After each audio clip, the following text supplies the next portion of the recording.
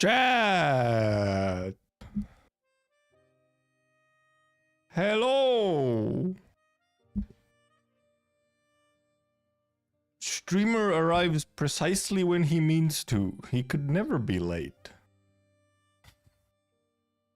Okay, look. I swear I have excuses. I swear.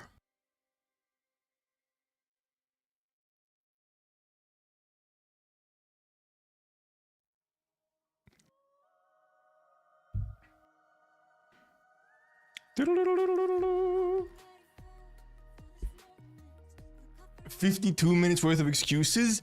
I actually think so, yes.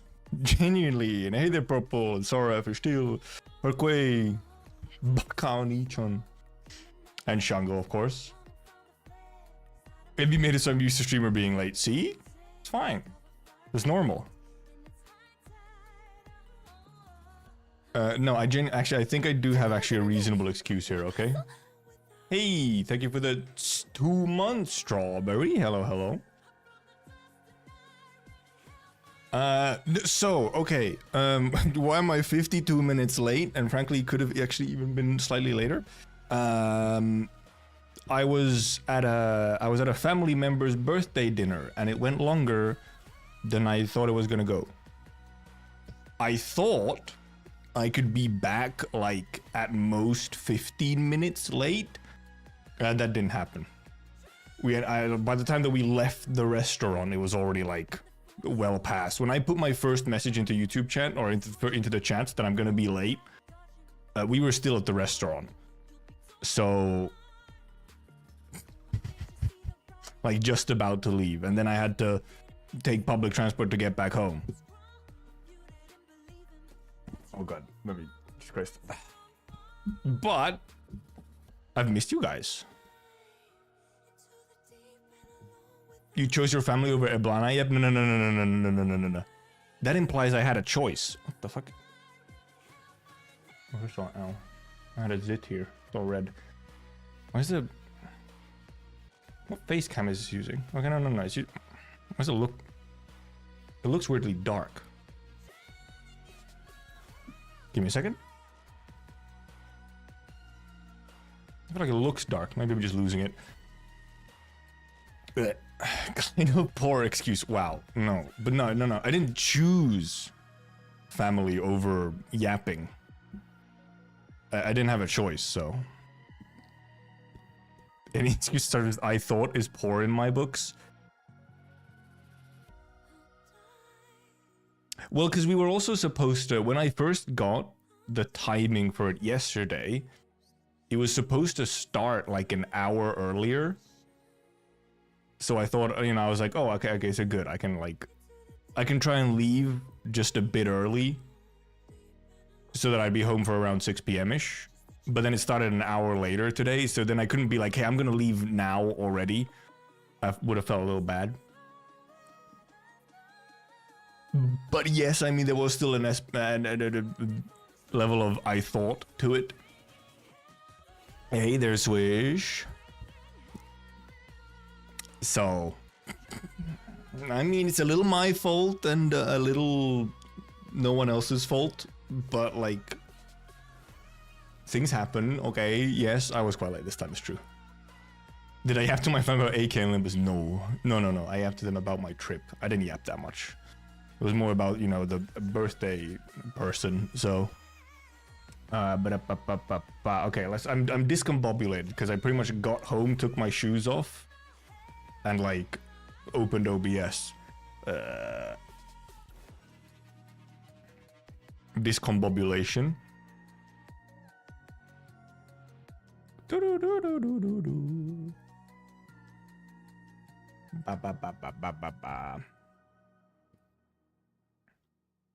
Also, actually, the last time I tried to, I was off stream or whatever, I was checking if music works on, like, for some reason my music thing on OBS had broken, but no, it's back. Decided to just not die. Could you stood up in the middle of dinner and proclaimed your quest against purple evil? Just marched out, yeah, that would have worked super well, for sure.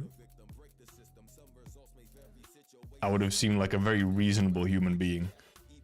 Boom, bum, bum, bum, bum, bum, bum. Renegade. But yes, we are finally. I'm back. And indeed, yeah, I was supposed to stream yesterday, and I was like, I totally thought before my trip, I was like, yeah, I can stream Tuesday, sure.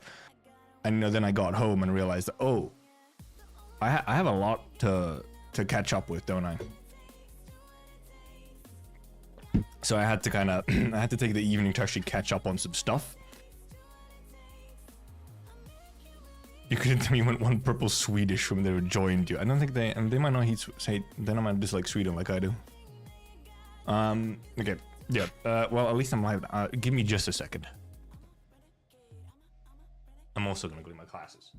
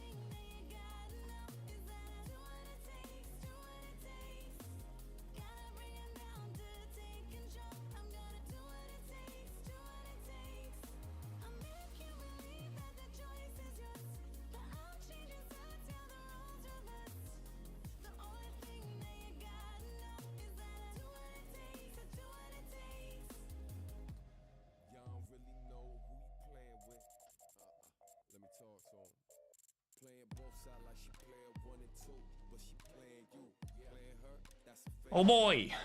Alrighty. What should we yap about first off? We have three main topics, I guess. Obviously, I can yap a whole bunch about the trip and maybe show some pictures as well. I might have some pictures. And then there's just a little bit of limbus. It's, you know, it's pretty much just the new IDs for limbus. So limbus doesn't have too much. And obviously we can watch the trailer as well. I haven't watched the trailer for the IDs or anything, or gone through the kits for the IDs, so we can do both of those things. I'll read chat once I can see again. And then obviously, yes, there sure has been an Arknights update.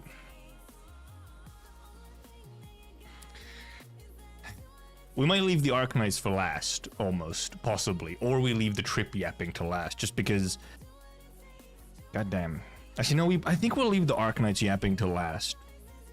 It's a slightly longer trailer, a little bit more to go through, and most of the animations and stuff for them have also been posted. Most of the new skins and stuff have been fully posted, so we can look through those as well. Just to see how nice they look. But oh boy, yep, I mean... I expected it. Still a little disappointed. I expected it, but like still, man. Shaking my head, man.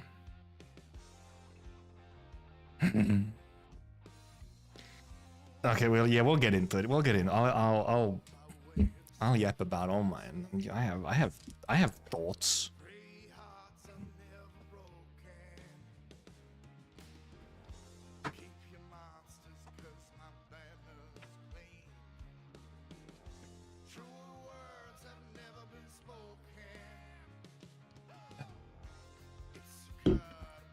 And I got myself a soda. Good ultimate raid yesterday. Nice. Huge. What's the one sentence news on Arknights? So I don't know if I want to hear the full details. Evil Woman is playable and I don't agree with it. Hey there, Akimi. Raid is turned into a GIF, yeah. Because it's like, you know, Twitch raid. Alright, let me read some comments. Comments? Chats. What calls it comment? Now I have to be... Shanga will go through Arknights last, so you'll be good, I think, maybe. Hey there, Xenesis. He's gone again. Also, the research are quite high, at least in her. The name meme isn't funny, at least. Yeah, but yeah, pretty much. Yeah, once they showed the new archetype that is just made for Eblana, it was like, okay, it was obvious. But yeah, okay, well, we'll get into the nitty gritty of the Arknight stuff, I think, last, because we could. I can go on for fucking ages on that. I don't, Hakimi. We'll get into it. Or you know, mostly don't agree. It's more nuanced than just I hate it, but you know, overall.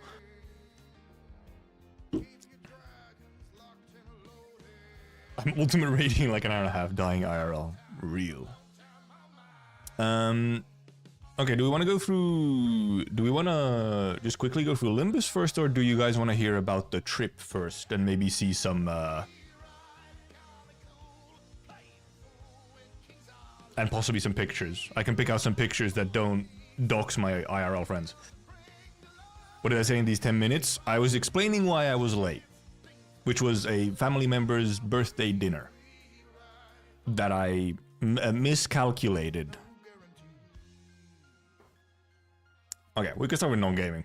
So indeed, did I ever say where I went? Did my post say where I went to before I left? I didn't. I never actually said where I was going to, did I? We went with the boys.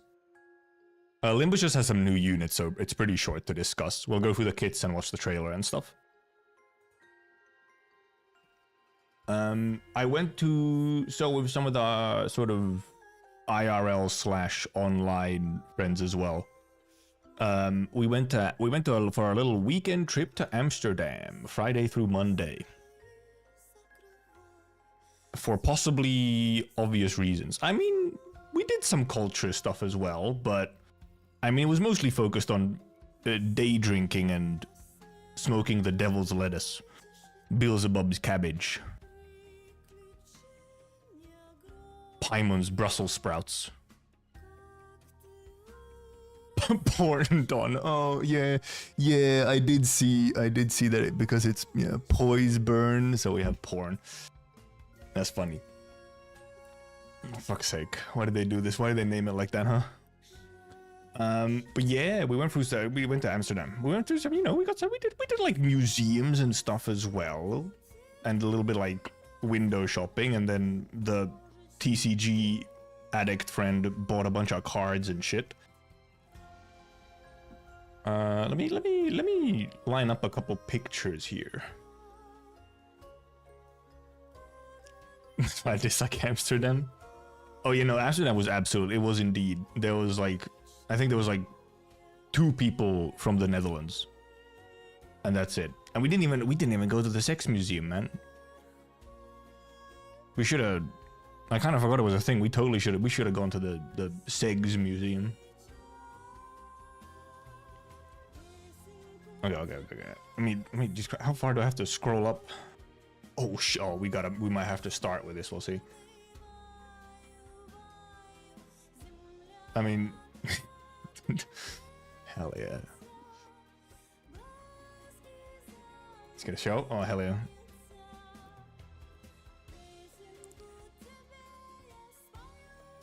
So, I mean, this is obviously fantastic art. It's not correct. However, possibly one of the highlights. You can't. So okay. So this is the picture. You can't quite see the full like context here. This little goober. Look at this guy. This little goober. He's being. So this is he's being stepped on by some form of holy woman. And we somehow ended up nicknaming him the Great Kinker. Cause, I mean, look at his face and he's getting stepped on by a woman as he's also drawing out a sword. This man kinky. Huh? So that's the Great Kinker. He was a fantastic dude. We love him. Absolute freak. But this is just some stuff from there's some church. You got a whole bunch of. There's a bunch of historical stuff, obviously. Oh, this is right. This is in the same church. Guys, I'm not sure Jesus's sermons had this kind of setup with like an inflatable movie screen and a bunch of lawn chairs.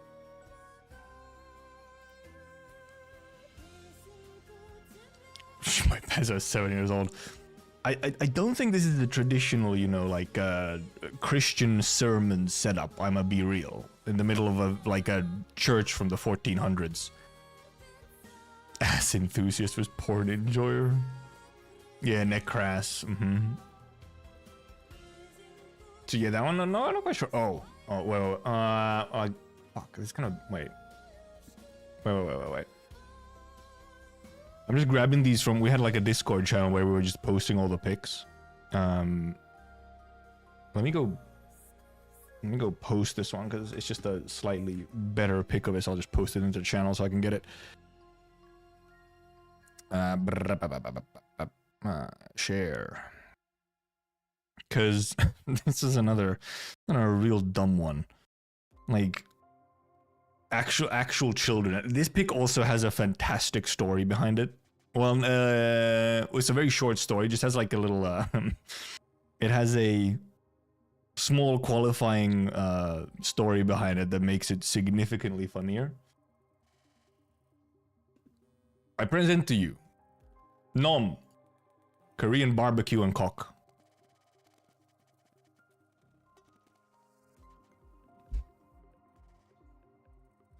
Pog.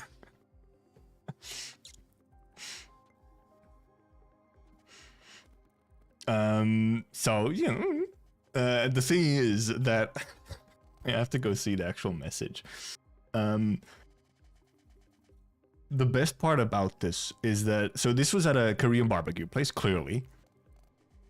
But while the four of us are sitting there eating a bunch of meat, losing our minds at Nom Korean barbecue and cock, this is what a friend put into the chat.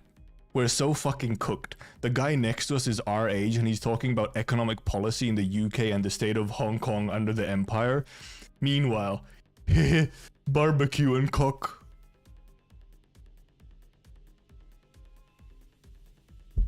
We're actually cooked. It's so over. It was very funny once we realized what was happening. It was, dude, we lost it. We fucking lost it. I don't have any pictures of it, but we went on a cheese and wine cruise across the canals. Oh, can I show this one on stream? I kind of want to show this one as well. Can I actually open this up in like can I not open it up like give me open link. Nope, it fuck, it's a video, it downloads it. Shit, I don't have a way to easily show it. Faith was a way to make money, it's so true. That's the thing actually. I was supposed to post literally nothing except, like, during the trip, the only thing I would say or post is literally just this cropped Korean barbecue and cock. But then it was annoying to make a community post on mobile. It was annoying enough to try and make a community post on mobile that I just gave up and would rather just focus on, you know, being in the moment. So far, I can't show this video easily because, like, I can't get it open to browse. Can I? I don't think so. I don't think I can get this to open in browser. Never mind, I can. Would you like to see? We were in a maritime museum, which had a whale sort of story exhibit, right? It had like a narrative on how the perception of whales changed over the years.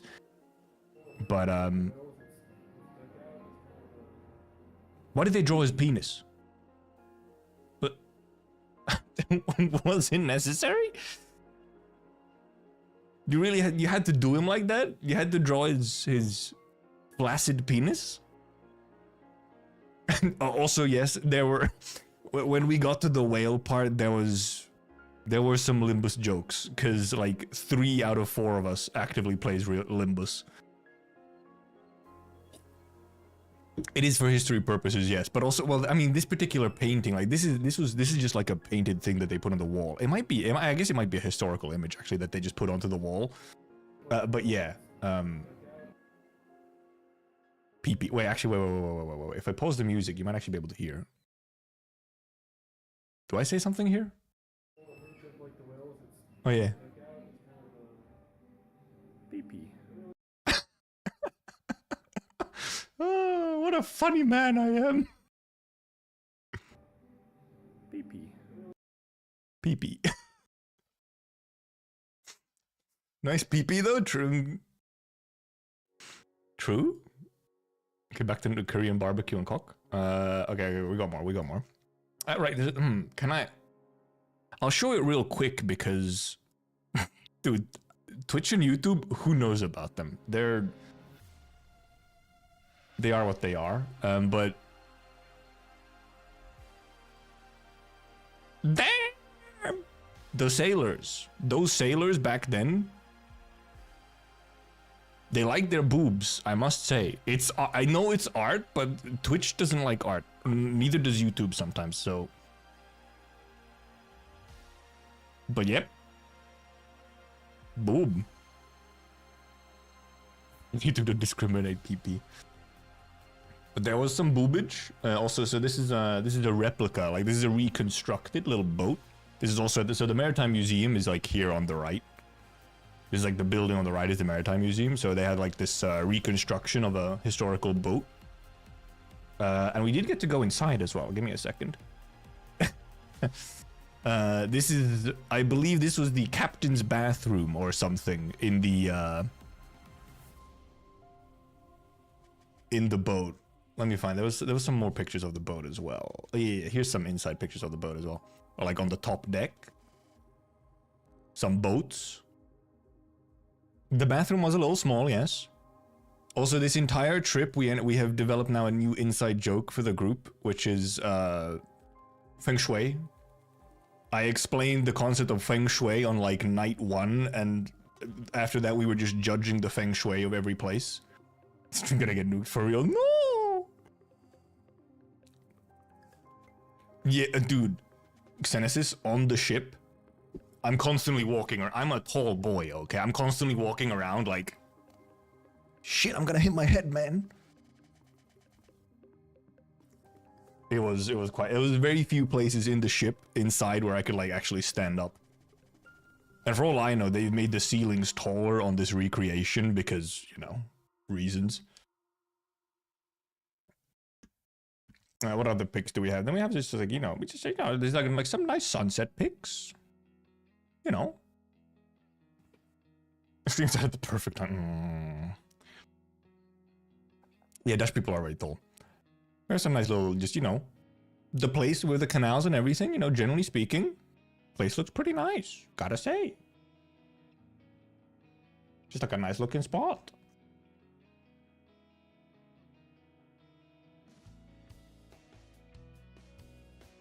No, this is Amsterdam, Gamer Zone. What else do we have here? Alright, okay, I won't show that one. What else do we have? Oh yeah, we have some pictures elsewhere as well. We posted these in a bunch of places. Yeah, we got Atlas. So this was in the Royal Palace of Amsterdam. Big old boy up there. Heard canals, yeah, fair enough. Yeah, my back was hurting, how come me? And then you can't really perfectly see, but so this is a world map from like, I don't know what year it was. The meme kind of.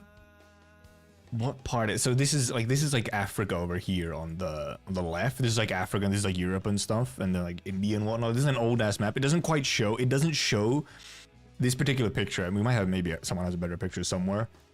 But over here on the right, where like all of Asia and Australia is, dude, they did not know what the fuck they were doing.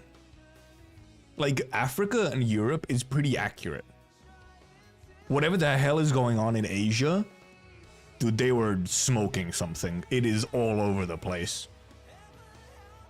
Australia looks like a weird three-pronged, like, being. It's real wacky over here in Asia. Because I guess they just hadn't been there enough. Also, in a lot of places, if you know anything about the Dutch, surprise, a lot of the historical stuff, you know, did mention and touch upon the insane Southeast Asian genocide that they committed back in 1400, 1500. So that was fun. Real fun. Actually, we see we don't have a lot of, because we went to there's a one really big sort of main museum in Amsterdam. We didn't seem to go over there quite as much. Oh, well, no, we went there, but I meant we didn't have, or at least we haven't posted, I don't think we've posted all the pictures we have yet. Didn't seem to have as many pictures from there specifically. And then we also did some window shopping and found stuff like Migu. Because as I was looking for, like, dude was one of the friends, I was like, dude, I gotta buy some magic cards. I gotta buy some Pokemon cards and open them. So then we went to some, you know, nerd shops and you'd sometimes find Migu. Oh, hey there, Mihai. Thank you for the 5 gifted memberships. Hello, hello. It's a Miku, and I think it's just like a hiking Miku. She has like a hiking jacket and like a backpack on. Is the sound? Okay, the sound is playing. It was just quite quiet. I think we found some other Migus as well, but I didn't take pictures of the Migus. Do I have some other? I might have some other photos still on my phone. Oh, okay, no. I should post this because I'll just post these into the chat as well, like while I'm at it. I have some food pics. I'll post that, sure. Yep, sure. Do it. Oh yeah, that one I gotta post. That goes hard. I had one pic from the cheese and wine cruise. Yeah, sure. There's a good canal pic, sure. Anything else here in my pics? Doesn't seem to be. Do I have something? I wonder if I have something saved somewhere else. Because then obviously I have like some videos and stuff where, you know, we're all visible and I'm not gonna dox my friends, so. Or randomly face reveal them. Cruz? Then hello Migu. She is waving, it's true. Where am I looking? I'm looking at the albums. Okay, no. I think that's, yeah, okay. I don't seem to have any more pictures. I didn't take that many pictures. There's knockoff Miku. It's just no. It's just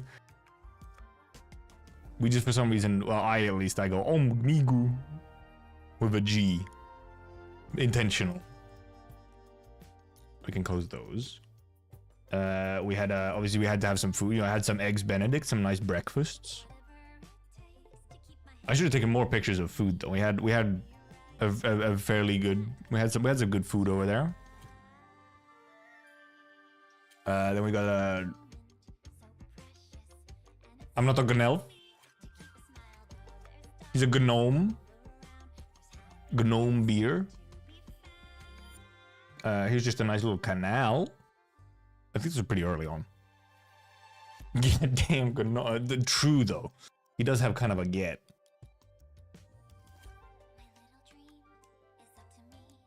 I mean, just, you know, this is pretty much this image here. You will see pretty much this. Like, you will just, when you're just walking through Amsterdam, you will just kind of be in like this weird loop of streets that look exactly like this. You walk through a street, you get to a canal, you go over a bridge, and then it just like repeats. If anyone was for content, I would have taken more pictures. Maybe I should have told her, but I'd be like, alright, but let's take loads of pictures so I can put it on content.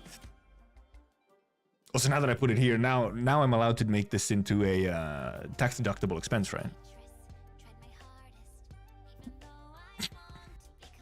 Yeah, so we were just like, when you're walking around, especially if you know maybe done some day drinking and whatnot, you started thinking like in this fucking loop of like constantly this sort of same like street essentially. It's like, what the fuck, didn't we just go here? Nope, no, it's just there's like just 6 of these in a row, these canal sort of crossings. One of my dude, we were wondering about the cars, man. Some of these cars, like look at this railing, man. This railing is tiny. That's not gonna stop shit. Some of them don't even have railings. Here where the car, like the parks are like parking is like diagonal, they have this tiny railing. But if the parking is parallel to the canal, they don't even have this railing. You can just like,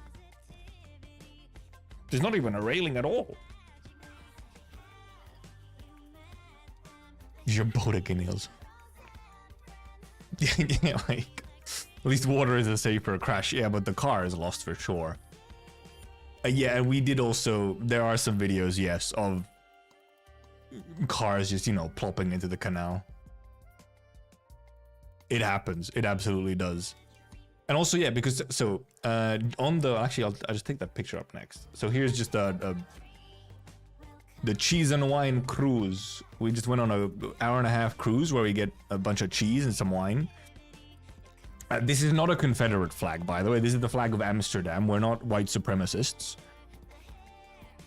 This is indeed the bow ride, sort of. And during this cruise, you know, you also then like go across, like you go by loads of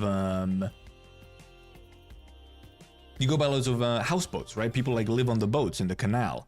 Dude, that shit has like no privacy, man.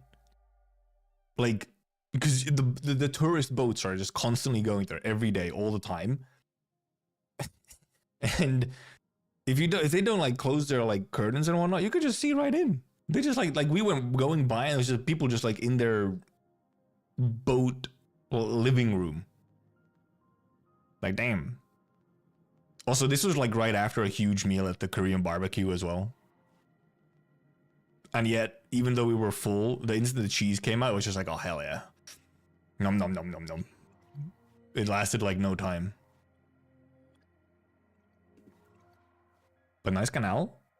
What else do we have here? Oh yeah, this is also from the cruise. It's a horrible picture because I'm on the wrong side of the boat. I had to zoom in from like the wrong side of the boat. It's not a spatula, it's a knife. It's just a little funky looking knife. It's like a cheese board knife kind of thing. So this is just like a bunch of canals, which are like, there's like 6 canals just in a row, so you get this kind of like cool visual. But the picture is fucking horrible because it's through a window from the other side of the boat. So I'm gonna have things happening with HSR. If we have time, we might, yeah. So this is a yapping stream because I do know approximately what's going on. So dude, if I'd been on the right side, this would have been like a fantastical pic. It was like a whole, I mean, maybe I was just too slow to take a picture of it on the other side. I can't remember even at this point. We'd done some day drinking and whatnot at this point, so you know. And then this is just, I mean, this is just boba. And my hair being an absolute mess. Boba. However, far more importantly, pics that go hard. Sheesh. I know it's about the, like, I think it's more so about the leaks, Victus. You know, the Castorist shenanigans. Thoughts on boba? I could have grabbed a better flavor, but still decent. It's just like, you know, it's essentially a dessert. I mean, it's just loads of sugar and tea and some milk. I smoke every now and then, but see, this is specifically, this is the devil's lettuce. So this was late at night at some point. Finishing off a doobie, a blunt. Which happened a couple times as well. Also on the first night, we went a little too hard on the za. And just like conked the fuck out. I conked out so bad that when everyone else went out for dinner at like 9 p.m, I was still cooked, man. I was like, nah, I can't get up. Nah, I just gotta sit. I just gotta lay here and like just Take it easy, man. I can't stand up right now. So the first night went quite... It went a little bit too hard. And then, you know... Then it was fine, you know. Because I had not done the za for a while. So then... it's not loading. The 7TV is broken. And this one I wasn't like... So I was real tired, yeah, when we like went too hard. It was just like, I was so done. I was like, nah, man, I can't focus on anything. I just gotta focus on breathing right now. I mean, here I was feeling good. As you can see, like, this is a face of satisfaction at like midnight or 1 a.m. or something. Just like, yeah. But after 4 days, or after like 3 days, fourth day we didn't really do much. It was very much a being tired day, waiting for the flight. Omigu. But after the 3 days, it was like, okay, it's starting to catch up to me. I'm not as young as I used to be. However, there is still Korean barbecue on cook and migu. But yeah, this pick goes hard. I don't know how I managed it, but it just kind of go hard. Getting old, really, actually, genuinely though. Because I had not had, so the first night, not only a couple of reasons why the first night ended up being like an absolutely diabolical, like overweeded evening. First of all, for example, I had not participated in the Devil's Lettuce for quite a while. It had been a while. And then we also decided to, essentially, because we decided to smoke them, like at the coffee shop. And if you're not aware, coffee shop is what you just call the places you get the weed. For weird, you know, legal reason things. We decided to smoke him inside there with other people there as well. And we decided to also do 2 of them, which meant that we were functionally hotboxing a whole bunch. And then all of us just kind of went way over. And I went like way over. And I spent legitimately like the rest of the day. It was like around 7 p.m. that we like went to the coffee shop. I just spent the rest of the day like completely conked. And once I'd sobered up, I was like, it's midnight. I'll just go to bed. The others came back from dinner, and I was like, yeah, I think we'll just go to bed. Crackbird 2 by type shit. Hey there, flip them. No, what is this one? Okay, 7TV seems to just be fucking dead right now. Oh, never mind. Oh yeah, there's Crackbird. Yep, look at Crackbird. Just don't get too addicted. No. I don't find generally like, I'm not actually like the biggest fan of weed generally, because my experiences with it are pretty like, they're kind of hit or miss. At least with alcohol, I know what I'm getting into. With weed, I'm a little hit or miss. So then, I'm not like the biggest consumer of it. I'm usually pretty fine not having it for a very long time. Fucking Crackbird. Holy moly. Look at him. I'm not signed in, so I can't even add it. But I do gotta post this though. Actually, let me just download this and post this right now.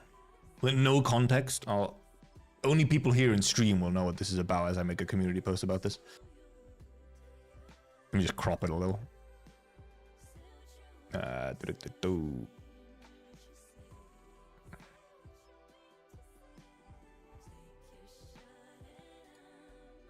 Save. Should we open up? Create post. Image. Fuck. Oh, I need to. Damn. Wait. No. I can fix this. I just need to crop it differently. I want the preview to have like, you know, the full thing or whatever. Shit. I saved over the image. I need to download it again. Gacha. And the Korean barbecue also was pretty good. It was how much was it again? It was an all you can eat for an hour and 45 minutes for I think around 40 euros, something like that. Not all you can drink, unfortunately, but at least all you can eat, or at least like sort of kind of all you can eat, because there's like a limit to how often you can order. You know, where it's just your face with boba tea and caption boba. Boba. Barbecue is buffet style. I mean, well, I mean, is it? No. They usually bring it to like, yeah, it's time gated pretty often. 40 per person, yeah. Which, by my standards, is not that expensive for a Korean barbecue. If I went to Korean barbecue here in Finland, holy fuck, I would be poor.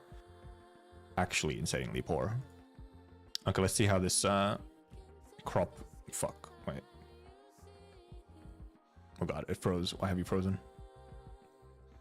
Though true, the limit, the stomach limit came before the time limit anyway. So okay, yeah. Now the preview is correct. Okay, literally just that's it. No text, no nothing.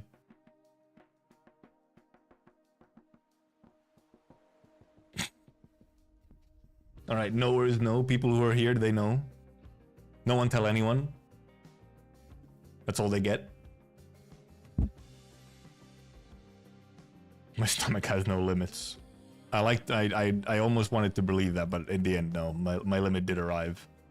But I think I got my money's worth, however. So it's all good. And yeah, we can try and make a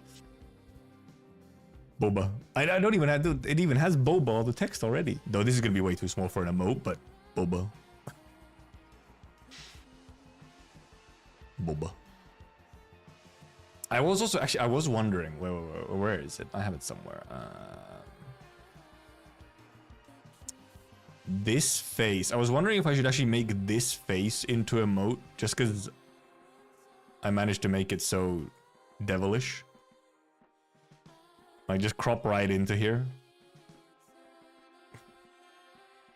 Start over again. No. Did I reveal they were part of the limbus setting before it was published? Not before it was published, no. Not before it was published. Like, I feel like this could also make it pretty good. Considering. Well, I'm more like I should have just done it already. I'm just lazy, man. When it comes to like making some stuff like that. Chad face, dude, even more. It's gonna fuck up my fingers when I put it into, if I put it into a Chad face filter. Yeah, no, I didn't disclose I was part of the thing before it was out. It was just out, and then I was like, oh, wait, what the fuck? He's here. Actually, the thing is, yeah, I wasn't actually even completely aware that it was gonna be, like, posted.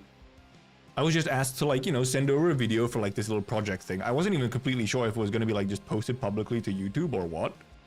And then it was. So, you know. Obviously, this might look familiar. I used this on like pretty much almost all of my Enfield streams, just because, I mean, goddamn. I don't know how I managed to make this face, but I did. So I used it. I mean, if you look at the file name, it's literally called devilish.png. So it is Kim. It is quite devilish. I was like, yep, devious.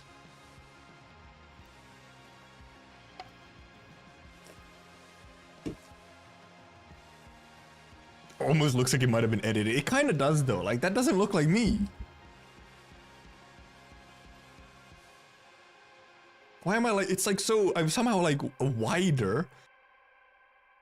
And then also just, I mean, it's just what is going on with this contortion of lips and everything.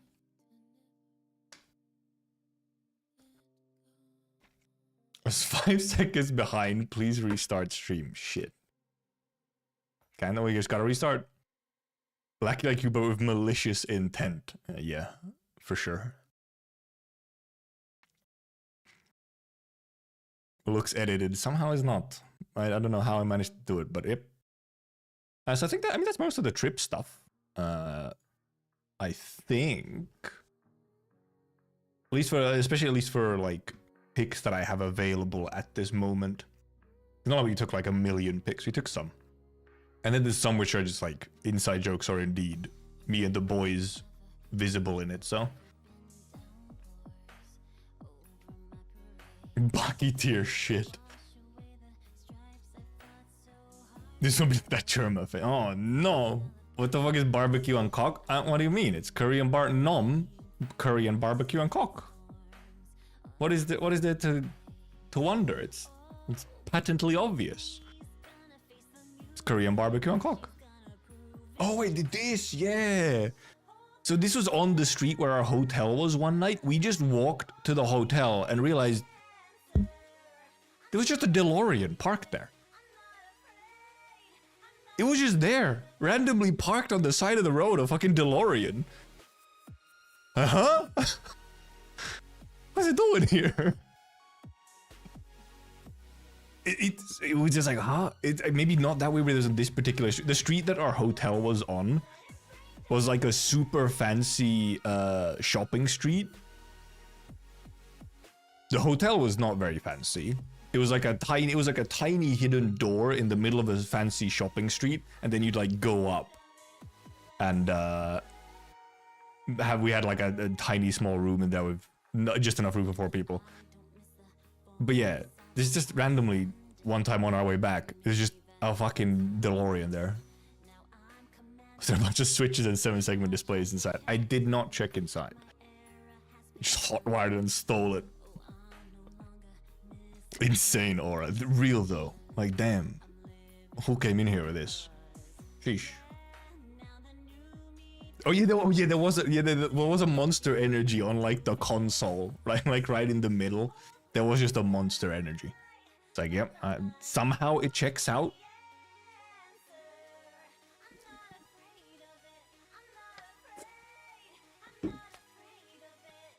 Yeah, I almost forgot about this. Thank God I scrolled back up the pixel a bit. Oh yes, also because so on one of the evenings, actually, man, this day was really full. The day that we were at the Korean barbecue and we were on the cheese and wine cruise, we also on that day we also went to an arcade which had like a bunch of imported Japanese arcade machines. So you had like your Mai Mai's and your Groove Coasters and actually Groove Coasters, is that Japanese? I'm not sure it is. But your Mai Mai's and like you know, and a whole bunch of like retro arcades and stuff as well. Honestly, the only thing I actually took a photo of, however, was the Game of Champions, Bishibashi. We went insane on this. It was the longest 17 minutes of our lives. It felt like it went on forever, but it was only 17 minutes. But it was very fun. Also, wait, actually, I should have a, I feel like I thought I saved a video of the arcade. Also, Flappy song? I feel like I saved a video of the arcade somewhere. Did I not like... No, I think I forgot to. I might have forgotten to. Really? Did I? Did I? Oh no, I might have. I did take like a video of the arcade when we were there. But I think I forgot to like save it.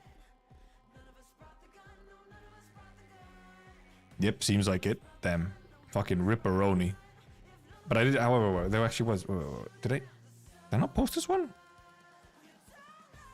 I guess what the fuck? I did post this one. Give me a second. I didn't post this one. So because the arcade is indeed very clearly owned by a massive weeb. Because there was, you know, they had like a. So first of all, the arcade had a bar, which that was the most important part. The arcade had a bar. And for example, this is one of the beers on tap. The Cyan Blonde. They also had like a Mario one and stuff. massive weeb, just randomly in, like, sort of, it was because it was a little bit outside Amsterdam. Okay, yeah. So also, this arcade was not like in the city. This arcade was like somewhere just out in like the industrial section, like out sort of outside the main city. It does not look like a place where you would randomly find a fucking arcade with a bunch of imported Japanese arcade machines. But it was pretty cool. We did get there a little late, so we only got to be there for like an hour and a half or something. We got there a little late, but it was fun. It was covered in berserkium. And yeah, so obviously this is a what they call a blonde beer, so it is the cyan blonde. I have no idea what the actual beer is, because I think these were just like little custom names that they gave it, while they're like normal tap beers. But yeah, it was a pretty fun arcade. And they also had like Smash setups, and Mario Kart as well and stuff like that. We didn't really have time to hop on to it. We could have easily spent like a bunch of time there, just, you know, go to the bar, get some drinks. Could have easily done some Beerio Kart. Since they had Mario Kart, we could have done some Beerio Kart. Or slash, also known as Don't Drink and Drive Mario Kart. But instead we just played some games and indeed did some bishibashi and whatnot and fucking got really sweaty. Honestly, the bishibashi, like, sober, because this was right after the wine cruise as well, where it had, you know, like a 4 to 5 glasses of wine. And then I also had some beer at the arcade. Dude, bishibashi sobered me up, like, instantly. I was going so hard on that machine. It was fucked up. So I think that's, yeah, I think that's all the main picks. And the main funny stories. Gamer, it really was gamer moment. Blink. Just double checking. Finish off a set amount of beer until finishing a lap in Mario Kart. So it's usually first of all, yes, but it's usually like a full race. Like you have like a glass of beer and you have to finish the glass before the end of the race. But you're not allowed to drive while you're drinking, because, you know, don't drink and drive.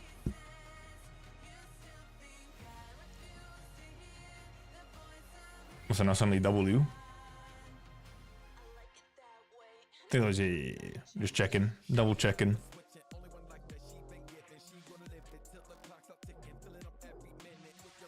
I could have taken. There was some. Yeah. I could have taken more pictures, but I'm focused on the moment. Because there was obviously like, there was like in the whale section, for example, the whale museum part, there was like a bunch of other stuff that I could have taken pictures of as well. Down the full glass at the start, then just demolish everyone. Yep. Because the thing is that that's just like the tech. That's like the main tech, is to just chug the beer and then drive normally. Close to my stay? You mean like the arcade? Was it close to the hotel? Not like super close, but nothing in Amsterdam is like super far. So, here was another picture. So this was actually like, this is almost the only picture we have from this museum. So this was from like one of the biggest main museums in Amsterdam, where they have like this is only one tiny portion of it, but they have like a whole bunch of ship models, like historical ship models and stuff. Spicy food. But there was a lot of boats. There was a lot of boats, which I mean makes sense for, you know, the Dutch.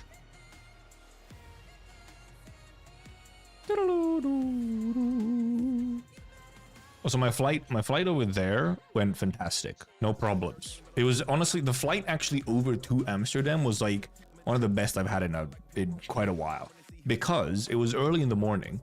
So I slept a little during the night. I got up early, went to the airport, took like 10 minutes to get to the gate, got onto the plane, pretty much instantly fell asleep. Next time I was conscious, we were landing. So I just teleported over, which was very nice. But then on the way back, I was flying during the evening or like later in the evening. Actually, I mean, I ended up arriving at night. So I didn't want to sleep there, so I had to keep myself awake somehow to not like fuck up my sleep. But also, fucking plane ended up being like an hour late. I landed like an hour later than intended, so I was home like past midnight. Like Monday, Tuesday night. Thank God normally on Tuesdays I have an early morning class at like 8:30. Thank God that class was cancelled this week. Insane pull. Never been able to sleep on a plane. I feel like I didn't used to, and at some point I just essentially, over the years, I've just like Pavloved myself into sleeping on planes. I actually automatically get tired now on planes because I'm so used to sleeping on planes, as well as like long train rides. If they're like a really long train ride, I'm so used to sleeping, I just start getting sleepy now. I actually have to like try not to fall asleep, which I mean really is very good. I have done my weekly, yeah, because that was the thing. So because I left super early on Friday morning, so I was like, perfect. I have time to do Limbus weeklies on Thursday before I leave. Went from exchange in the Netherlands. My flight was 2 hours plus late because I had a few snowflakes on Amsterdam airport. Meanwhile, Helsinki airport had a crazy January snowstorm. Yep.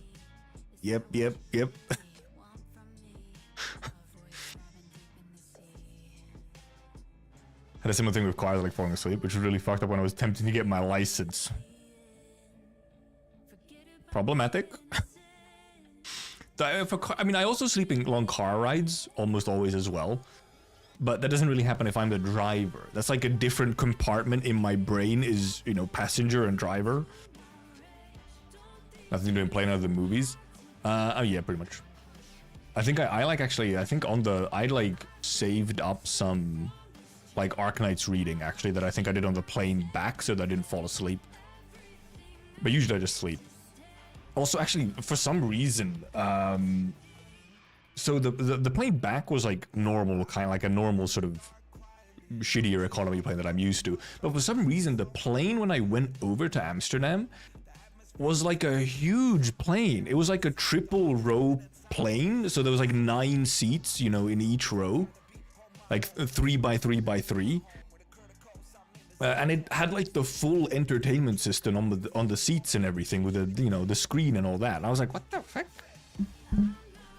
This is a 2-hour, like 30-minute flight. Why is this plane so huge?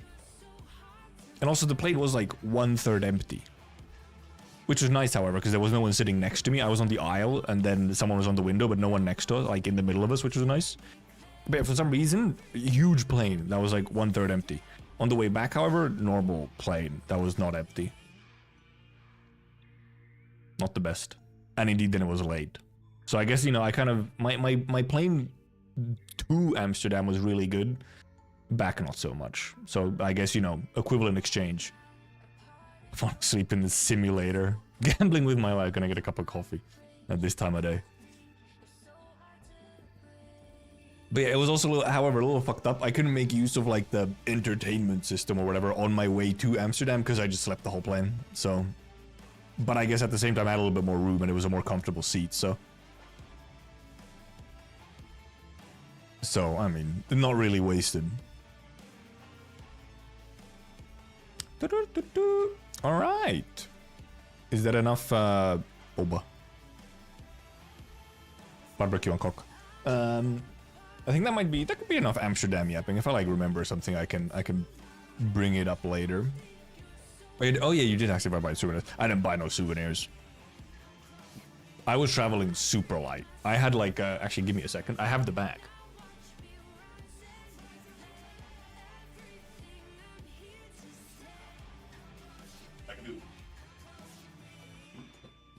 This bag was all I had. I literally had everything in this one bag. I was traveling like super light. I had like the cheapest possible ticket and whatnot with like no baggage room. This is all I had because all I needed was like 3 days worth of like a change of clothes, and you know, like deodorant and whatnot. So I traveled super light. I didn't have room for like anything extra. I didn't bring anything back with me. No, I was not planning to.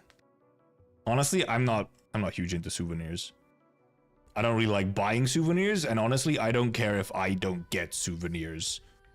Like, unless I'm like, if you want, I feel like, you know, for like a friend or something, if they specifically want something for where I'm going, tell me and I'll buy it. But otherwise, it's just like, I'm not gonna get anything if you're not gonna ask for anything. Harpoon as a souvenir. True, I should have taken a picture of. They had like, you know, old harpoons in the whale section of the one museum.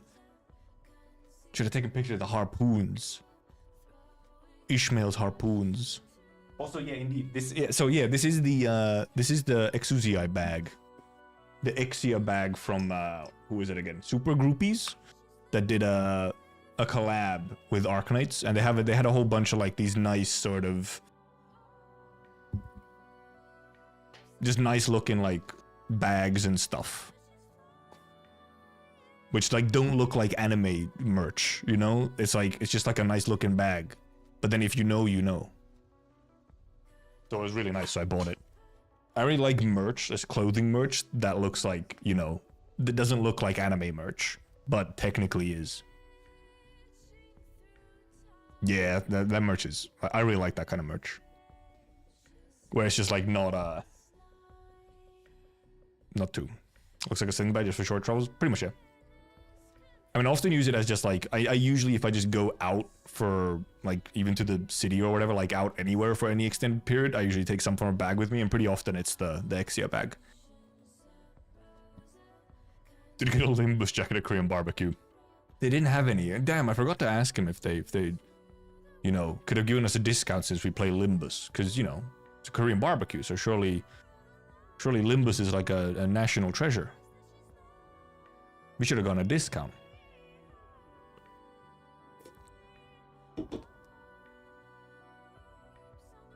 But should we... Right, so I mean, that is...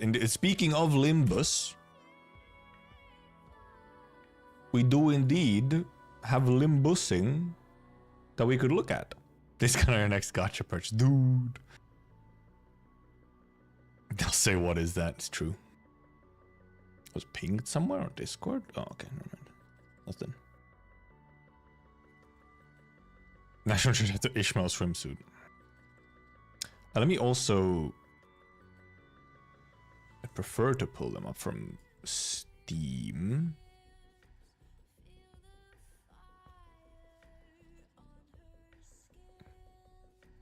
Prefer to pull the images for the units up from Steam, since it's higher quality. There we go. Just better get better image quality for these. I'll watch the trailer first and then we'll go through these. I didn't look at these at all yet, other than like the art. Oop, was not supposed to play yet. We have a notification because yes, indeed, Korean barbecue and boba. You can't see it.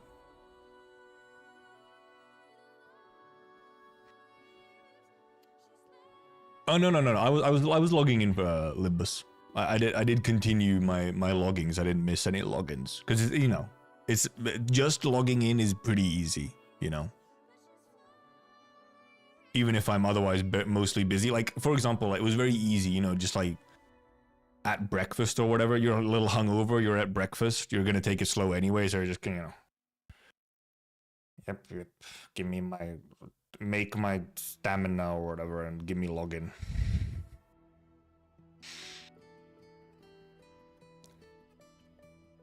I think I'm very close to beating library. Holy.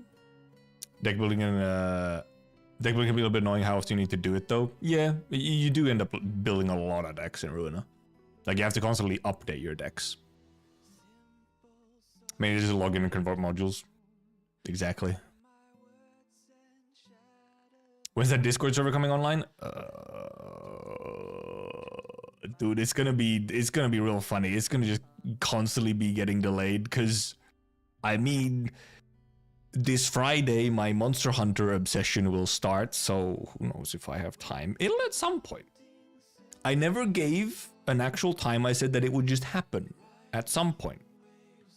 Thank God I never said a time for it, because otherwise I'd be getting roasted even more. Please accompany me while I do the dishes. Okay, fine, fine, reasonable. Outsource the server. Did you complete RR4? Yeah, I skipped it, yeah, pretty much. I just didn't have the time or energy to do it, I'm gonna be real. Maybe I don't have the server in line. I mean, probably at some point I'll like... Maybe not right when the server is open, but I mean, I'll probably, I don't know, do some kind of like mod. Whatever. Oh, don't play, please. Monster Hunter grind set, it's so real, dude. I'm actually, I mean, the thing is, right? I'm currently actually just like, you know, I'm edging myself, okay? I'm just straight up edging myself, okay? Because obviously I got back, I could have, you know, I could have been playing. Because I left home like the exact hour that Monster Hunter Wilds released on PC globally is when my like taxi to the airport left. So obviously I couldn't play that, but I got back, you know, I've been back since Tuesday, but I haven't started playing it yet because I'm like, well, I want to do like a marathon stream of my first like 10 hours or whatever of the game. But I can't really do that until it's Friday. So now I'm waiting until Friday to even start the game at all, so I am very much so just edging myself. And Friday comes around, dude, I'm blasting it. It's so over for me after that. I will climax. Always bounced off. You didn't have enough sharpness. Yeah, no, I know a couple people who've also like have tried Monster Hunter and just like it hasn't clicked. And I think for some people it just won't click. You could just pull for Kiddiness and play MH anytime you want on any stage. Or I could just boot up fucking World or Rise again. If I wanted to play, so, you know. Oh god, what the fuck? Oh, there's some like, what the hell? There's some weird residue on my desk. I purchased Monster Hunter and then proceeded to play Ruin all day. Fair. Fair. Yeah, I think Monster Hunter has some like sort of unique aspects to it that I think it just won't click for everyone. Weird residue on my desk. Yeah, now that you like write it out, that does seem...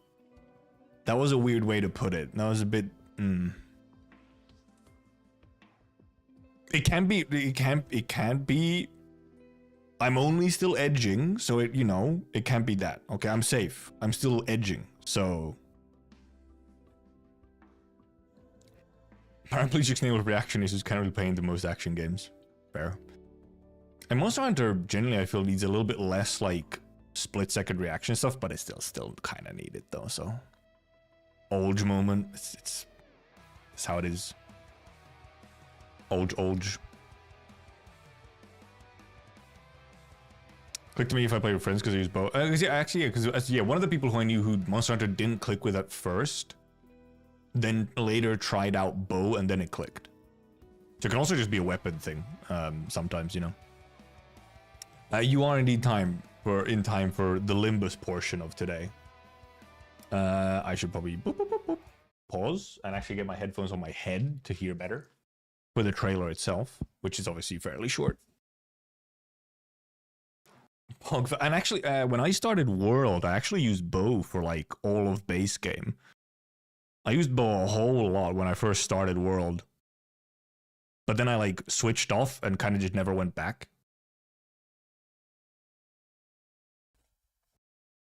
But alright. Shall we move on to the Limbus portion? We still have the Arknights portion to get through today as well. Limbus shouldn't take too long though, because it's a pretty short one. There's not too much. Limbus Company, Firefist Officer Eric Rigger, and Sync East Section 3, Don Quixote. If I hear one more person calling it porn ID. It's over, man. It's just how it is. It's too late. Full screen. Boop, boop. Listening.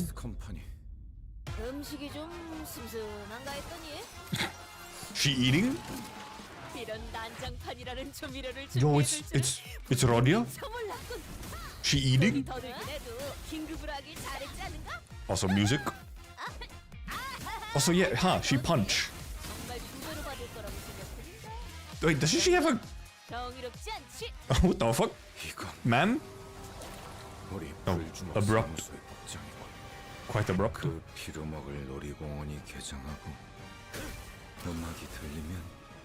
Flamethrower? Dude, I love punching IDs, man. It just feels good when they punch stuff, man. What can I say? So, clashable counter? Whoa, what a yell from Gregor. Holy moly. Oh, so yeah, the contrast is pretty wild from like Don is goofing off and then Gregor is like fighting for his fucking life. Dude, the Don looks just fun. Yeah, fist sync. And yeah, she pierce. There's something. There's a whole thing where like for some reason punches they're piercing. Why this cockroach so mad? Also, yeah, the fact that it's just Burn, man. Burn is eating so like insanely good. Like I quite like this Don.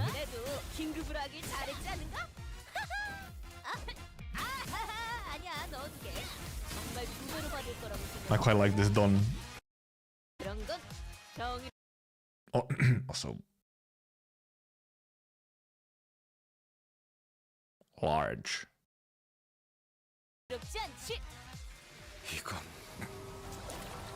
Dude, the transition is crazy. The transition is crazy. Where it goes from like A to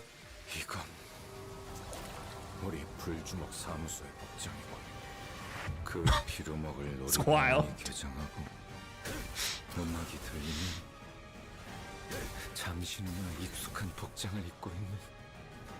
Here she's more busty, she becomes fucked up.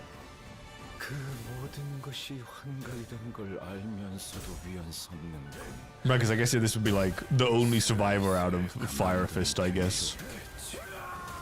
Dude, this yell is insane, dude.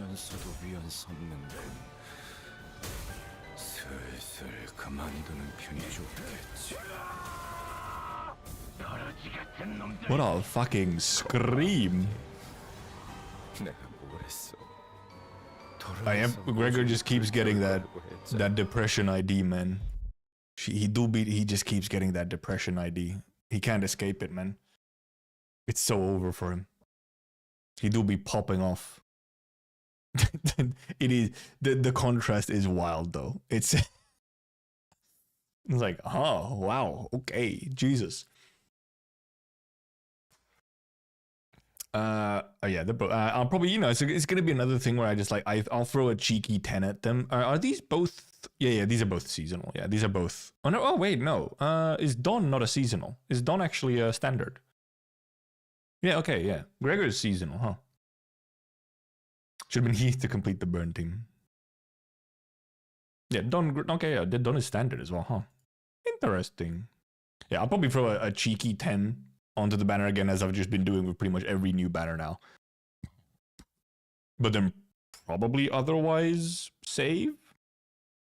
Because I feel like, well, I mean, we'll look at the kid, because I'm wondering like where exactly she would fit in. Because I feel like if I want to fit more into a burn team, I feel like I have better options. I could like get Liu Yi-sung instead or something, you know? So... Okay, let's go through the kit. Okay, well, Gregor was free first, obviously. So let's go through get Gore first. Oh yeah, Sweeper event also coming at some point as well. Yeah. Also, yeah. This is the dude. She do be eating. She do be eating. She channeling her inner Rodia. She do be eating.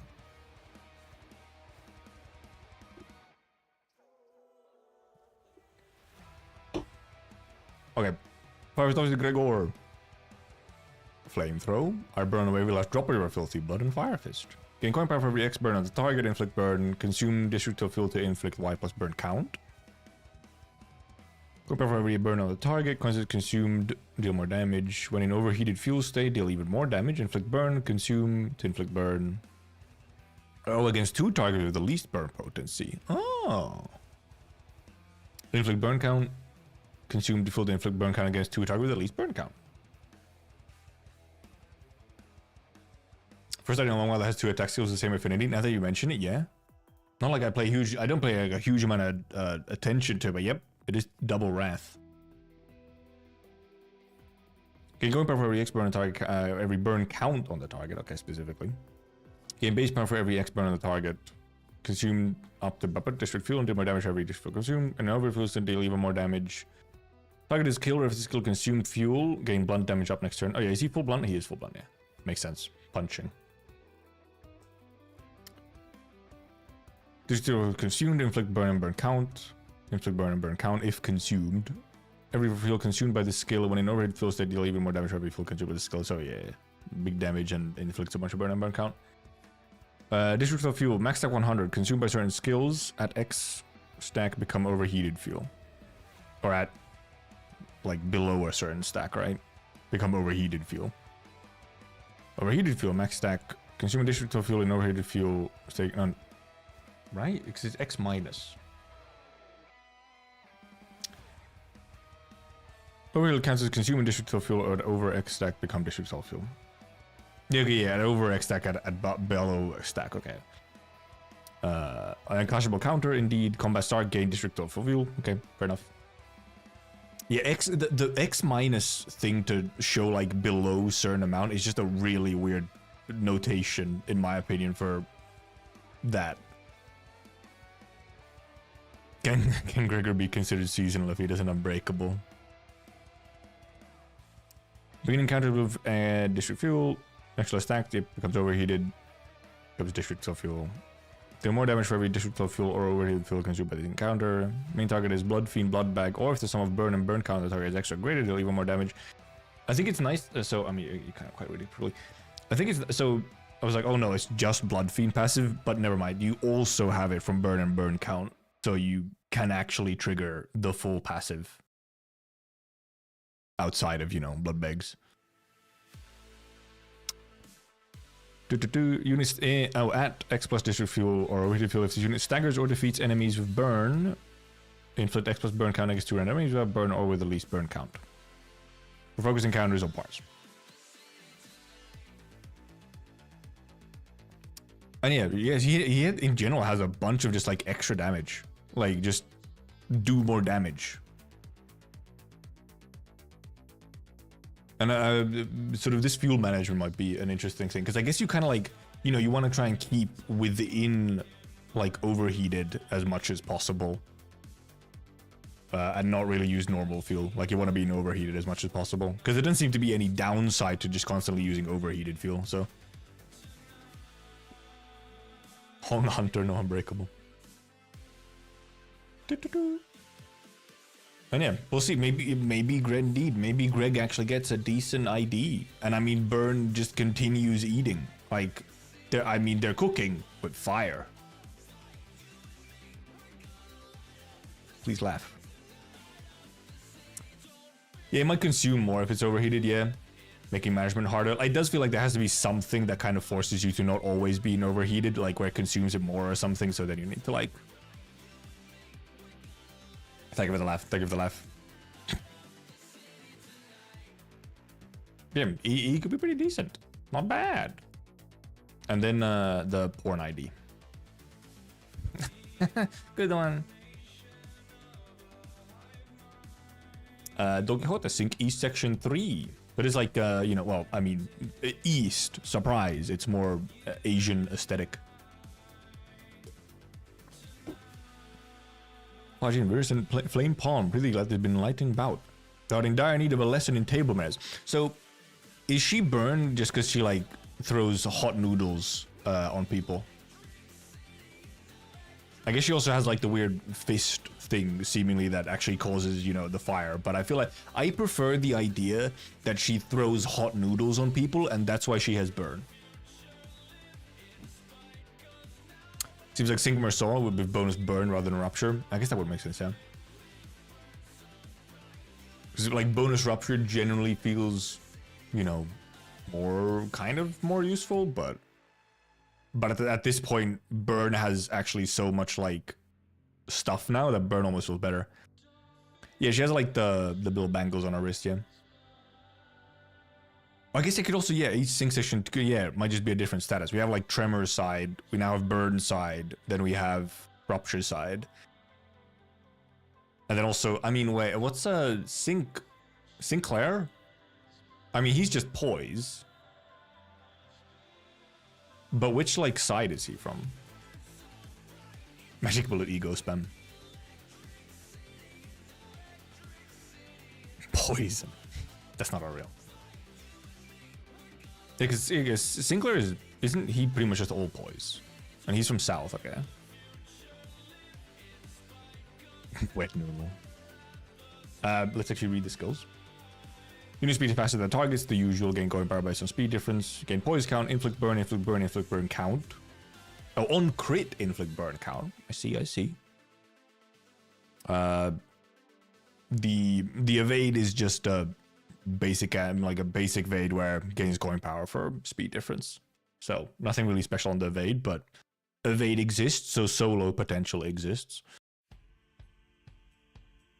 I guess you go through these first. A turn and gain haste next turn for every X poise potency on self against the target or the part of base attack skill hit last. Against the target or the part of base attack skill hit last, inflict nerve strike, Don Quixote next turn, do the usual way, yeah. Deal burn potency on the target, % more damage on critical hit. Raise the cap for this effect based on the nerve strike Don Quixote on the target. And then support passive 1 with the fastest speed on clash when against enemies with burn or unique burn. Gain haste. Target as X plus burn bonus, you gain additional haste. Nice Twitch category. True, I am technically on Arknights Twitch category, yeah, because we're just kind of going through loads of things. Actually, I guess I should have actually been on like just chatting almost. I just realized Twitch has a just chatting category, which I sometimes forget because YouTube does not. But I guess I could also just put a limbus. It should have been just chatting at the start, though. Yeah, it's very too. I kind of forgot it was there. All right, Flip, I have a good badge. West rupture, south normal, east burn, north something. Yeah.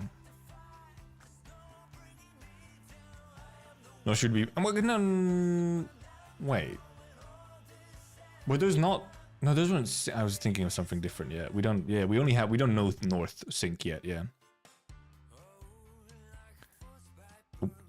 Speed is faster than the target. Gain coin power based on speed difference. All of these have this. Yeah. Okay. Yeah. All of them have that. Clash win, gain poise. Gain poise count equal to nerve strike, Don Quixote on the target. Gain poise count, inflict burn, inflict defense level down for every X burn on the target, inflict additional defense level down equal to nerve strike. I mean, defense level down is kind of whatever, but. Yeah, the only north we know is like Devia, yeah. Deal more damage for every nerve strike on the target. Clash win, gain poise. Gain additional poise to the target as nerve strike, Don Quixote. Inflict burn, inflict burn. Heal poison self plus burn on the target, present more damage on critical hit. If target has nerve strike, Don Quixote, inflict death, slow it down. Nerve strike, max stack 3. The unit inflict this nerve strike gains the following effects based on target or target parts. 1x, gain clash power, gain base power, gain clash power and base power. Twice if the unit inflicts this effect against the target or a different part of the base. Yeah, it's the usual, like. The usual way to need to target the one thing.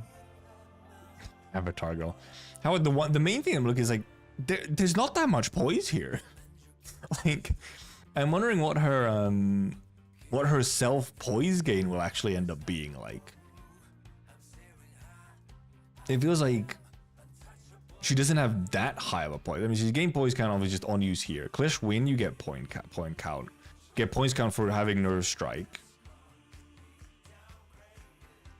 I mean, yeah, you have poise on every skill, but some of them obviously have like some conditional. I mean, Clash Win is, you know, it's Clash Win. You're just always supposed to have poise.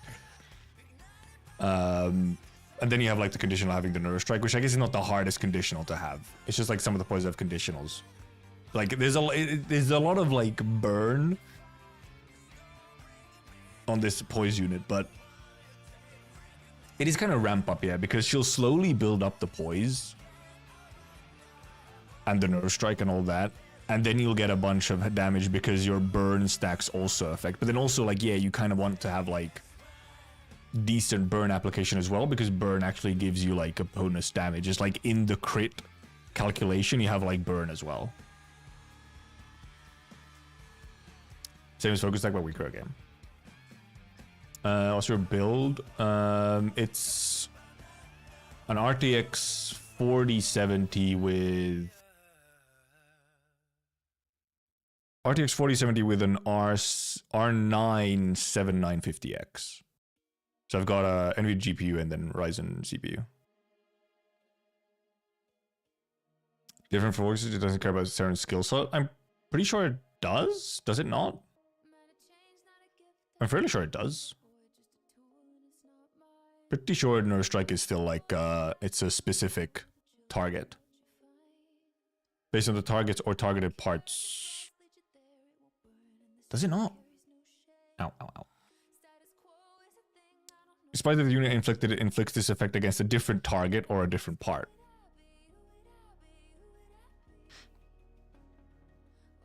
Yep, it's the porn ID. It was very quickly. Yeah. It was like the way, yeah, the very first day that it came out, I saw like a community post by, actually might have been like from Well Vader. But it was like, yep, it's the porn ID. On part on it. Oh right, yeah, right, yeah. It's not true. It's not on skill slot. Yeah. Okay, yeah. I was thinking wrong. Yeah, it is skill slot, or part, not skill slot. So yeah, and obviously for parts, it's often then also skill slot. But obviously a part will have multiple skill slots, and then obviously in non-focused or for, you know, non-abnos, it's just the unit. True. True. I was thinking of it wrong. I looked at it wrong. What is it saying in that, like, where, like, raise the cap for this effect based on nerve strike? Yeah. What does it say, like, the... No, they inflicted this nerve against the following effects based on targets or targeted parts. Because, yeah. Against a different target or a different part, yeah. Or a place when another unit inflicts nerve strike. But, I mean, she's the only one with a nerve strike right now. Unless it also counts like the other sync ones. Yeah, I mean, it seems like fun enough, and I just like her art, and also her animations were pretty fun. And obviously, you know, she can kind of, because of her kit, she can like go into a burn team, but then also go into like a poise team as well. So, you know, can fit into a couple of different places as well, which is nice. He's obviously full burn. Gregor is obviously full burn. Shouldn't be restricted to skill slots? Okay, yeah. That does make it obviously quite a bit easier to use, even if it's like, I guess maybe that's why it's weaker. If it, you know, doesn't have as big of a conditional. Just for the trolls on poise team.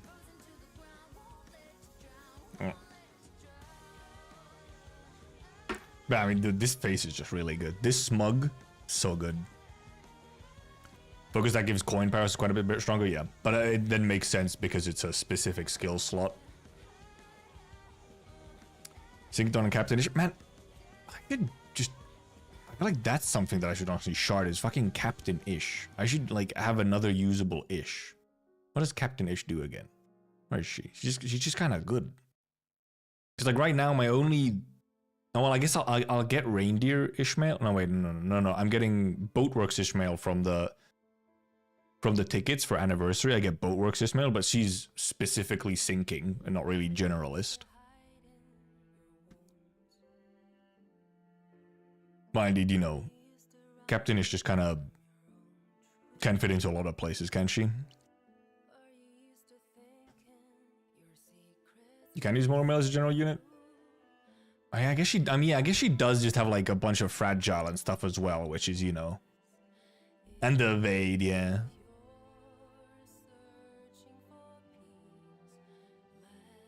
But also, Captain-ish is just really cool. Okay, like she's very cool. Every time I see her used, I'm just like, damn, Captain is kind of cool though. She got that aura, you know? And I do have the other P quads as well, so it could be fun to, you know, use P quad group. Weird Dungeon superposition. Superposition.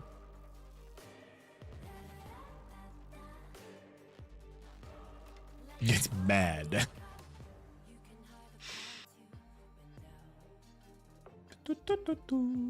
Ah, the 10 for one. Okay, yeah. Is that what it's called? The superposition? I thought it was just called like infinity or whatever. Isn't that what it's even in game? Isn't it just referred to as like infinity?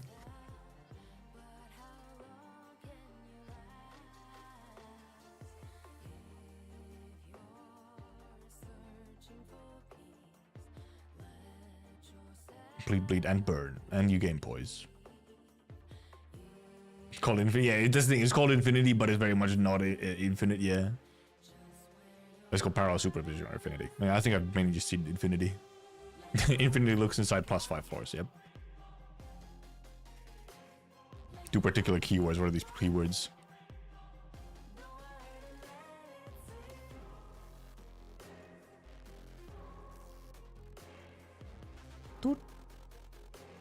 Oh, bleed plus poise. What does that mean though? Am I missing something? Played thinking it was a struggle? Well, I mean, you know. Oh, sinking in for, you mean for the 10 floors? Oh, +5 coin power. Oh.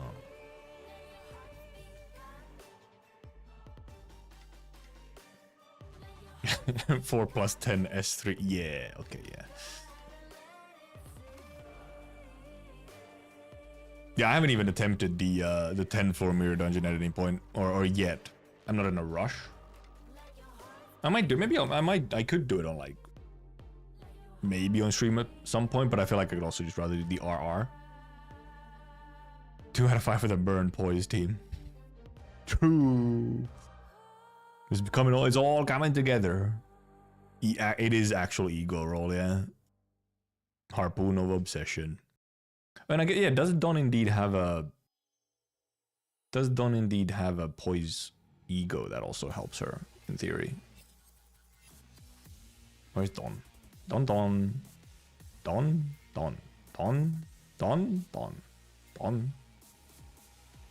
I blind? No, Dawn. Hey, is this indeed? No, this is not. This is not. No. The passive is poise. Okay, yeah. Oh, gain poise gun and poise gun when defeating an enemy with bleed. Okay, that's like nothing. No. I don't think he has like a really. Nope, not really. No, he doesn't really have a poise. Like wishing can kind of, unless what does corrosion do? Tremor burst, bleed, tremor burst, and the passive is not very, you know.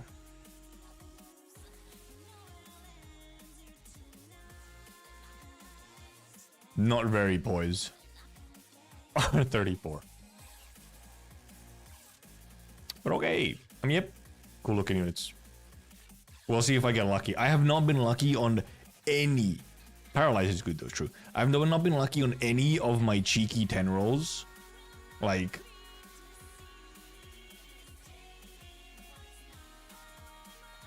I haven't gone shit from any of them. Like, absolutely nothing. I don't expect anything, but like, come on, still.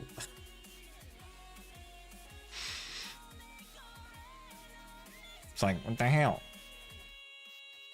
Want to hoard lunacy and tickets. And yeah, I indeed should. Because I should look into the... Obviously, yeah, getting the rewards from the mirror dungeon. The achievements or whatever now for the, like, mirror dungeon extra rewards, obviously, yeah. Would help me recover from the Manager Dawn incident. It's true. It's very true. Save the seeded RNG for Enfield. That is how it works. It's true. Reality manipulation skill use is still on cooldown. Fuck. When did I even use it last time, man? How's it still on cooldown? I can't remember what level I'm at. I just, I just did obviously I did like this week's mirror dungeon, just like a normal mirror dungeon, and not really anything else. Wondering how much like it was. I can't remember what level it was. Oh no, he's level 25 was max right now, yeah. I got like, you know, I got some. Just a second, I got a message. Yep. Funny skill names. I feel like Dawn always has fun skill names because it's, you know, it's Dawn yapping. You know, I used to get into Enfield beta, not necessarily considering, you know, I was part of the content creator program for Enfield. So, I mean, still am. It's not like I've been kicked out or anything. There's just nothing happening right now. 2 proper martial moves, then shit talks you on S3. She's sick of it. It's mask off, mask off. There is no time for being nice anymore. Shall we look up? Shall we switch to the next topic? This silly thing. Oh yeah, they also have the. This is just a skill. This is skill showcase. Okay, they have a skill showcase separately for it. Shall we? AK time. Let me actually category correctly on Twitch's side. He's making sure each mode is 20 plus. Dude, come on, give Greg something, please.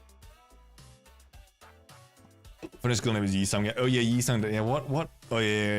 Is it? Wait, was it the newest Yisung, which had not the Liu Yisung? Which Yisung was which had just insanely long lines or battle like fucking skill names? We need to file an HR complaint. Real. Yeah, the lantern welfare. Yeah.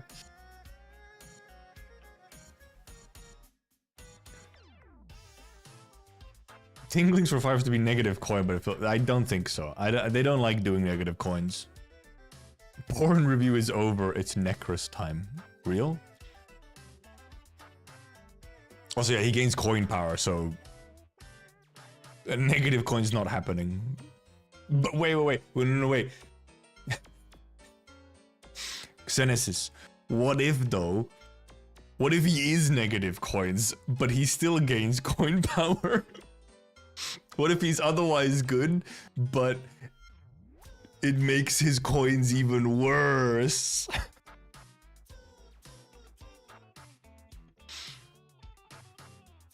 Imagine.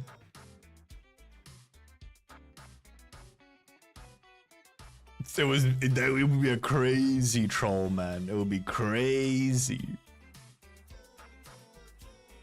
And I think on the... Really?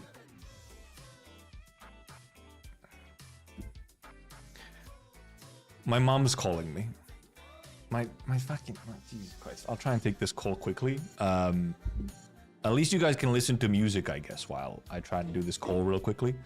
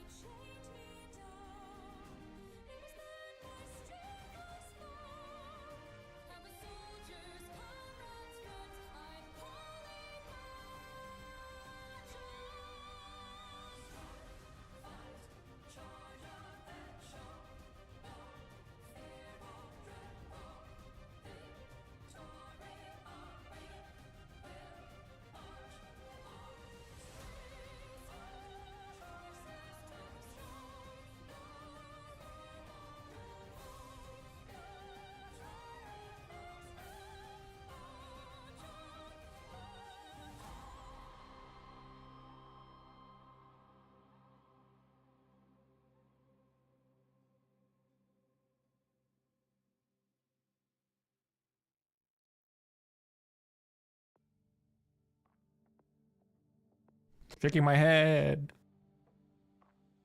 Yes, I was coping by moving my cursor around.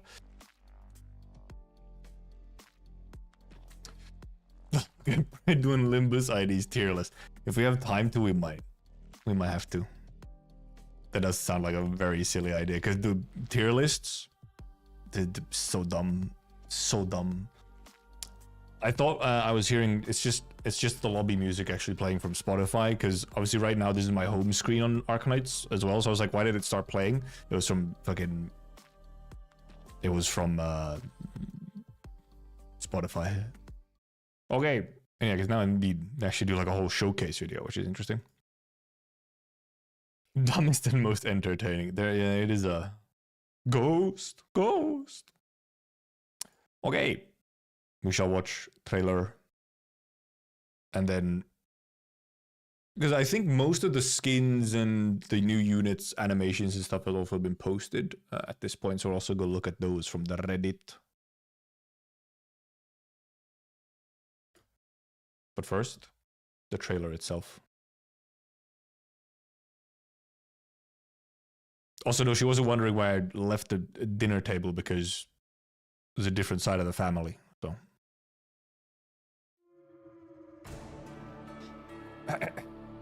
I'll at least cook something good with the trailer, you know, even if I... So, I mean, clearly it's pretty direct follow-up to post chapter 14 and obviously the Reed Alter event. Music, slow build up. So there's some... The skeleton, is that like Farron Mutish? Oh, vocals.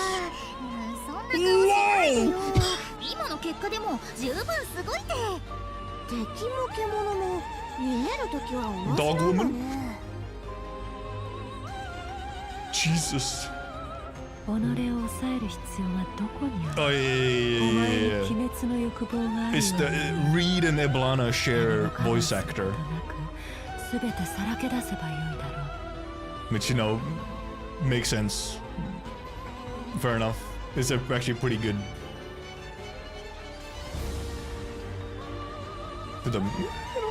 They are twins, it's true. So it's just Mommy Konoto doing a different voice. Also, the dog woman. Golden retriever woman. Oh, goodness. Goodness. Holding her like that. About guns and stuff. Arknights is about many things. Oh yeah, Durnar's skin, no way. And Valrakun. Oh, and a nymph, yeah. Nymph skin. Oh yeah, it's Cesar's skin, yeah.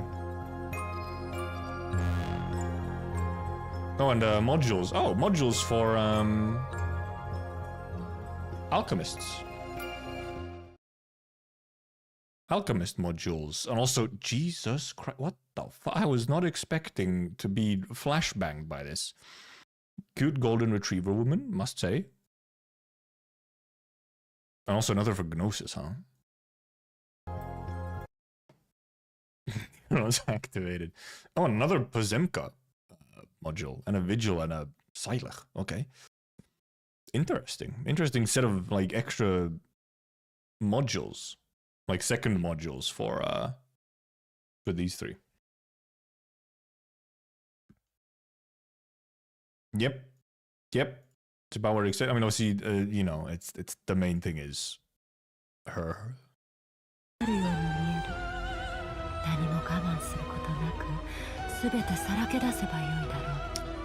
mean, yeah, it was obvious it was coming. It was extremely obvious. It's such a game changer. Vigil is playable. This skeleton is... Seeing that Dragon Skeleton Purple Flames could be bad for Victoria Flame Zombie as a Dragon Draco. I'm wondering if this, because when Arknights, you see like a big old skeleton doing something, right? If there's like a big old skeleton doing something in Arknights, it's usually Pheronmut related. So I'm wondering if this is Iblana trying to like raise up a dead Pheronmut or something, or this is actually where like the flames come from originally. Shapercast was for Iblana release. No way, right? Who would have thought? It's crazy. It's almost like it's purpose made for her. Hey, wait. What? Well, first of all, what is this operator? First of all, what the hell? Jesus Christ! Short stack, Trapmaster specialist, loop. Oh yeah. She's loop shooter. Purple Flame Dragon as boss would, you know, check out probably. And then obviously yes, Shapercaster. Duh. Oh my god. Shoot the loop. Iron mouse coded.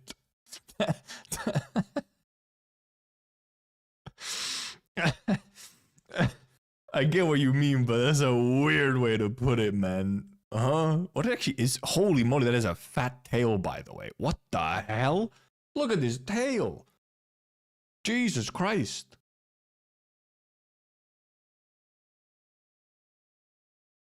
Whoa.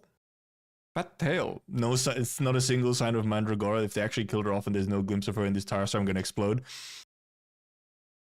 I'm gonna say it. I love the Mandragora fan tiers, man. So far, absolutely nothing about Mandra. God, I hope she's so dead. I hope she is like so giga dead and all the copers are in shambles. I cannot wait. I'm so looking forward to it that if it doesn't happen, I'm actually going to be a little disappointed. I so hope she's dead. It would be so good if it is. Also, because I've just never believed that she would be like alive. So, you know, I've never been a believer of that. But I've also never had a reason to copium that into existence, unlike some. So, married misery off screen. Sure, yeah. What am I farm watch? Oh wait, I forgot. We have this as well. We have like the skill showcase. I heard mantra. No, not mantra. Okay, was it? Fair enough. So much potential for redemption arc. I'm not sure she needs. Sometimes the bad people just need to die and not get a redemption arc. Speaking of someone who should die and not get a redemption arc. Looking at her. Okay, well this does not do a whole... I could just look at this stuff through the whatever as well, but... So this is not translated. We'll get the skill translations from the Reddit post, so... Also, Dusk is indeed a situation where Dusk should have just been a Shaper caster. Like, if Dusk released now, she'd be a Shaper caster for sure.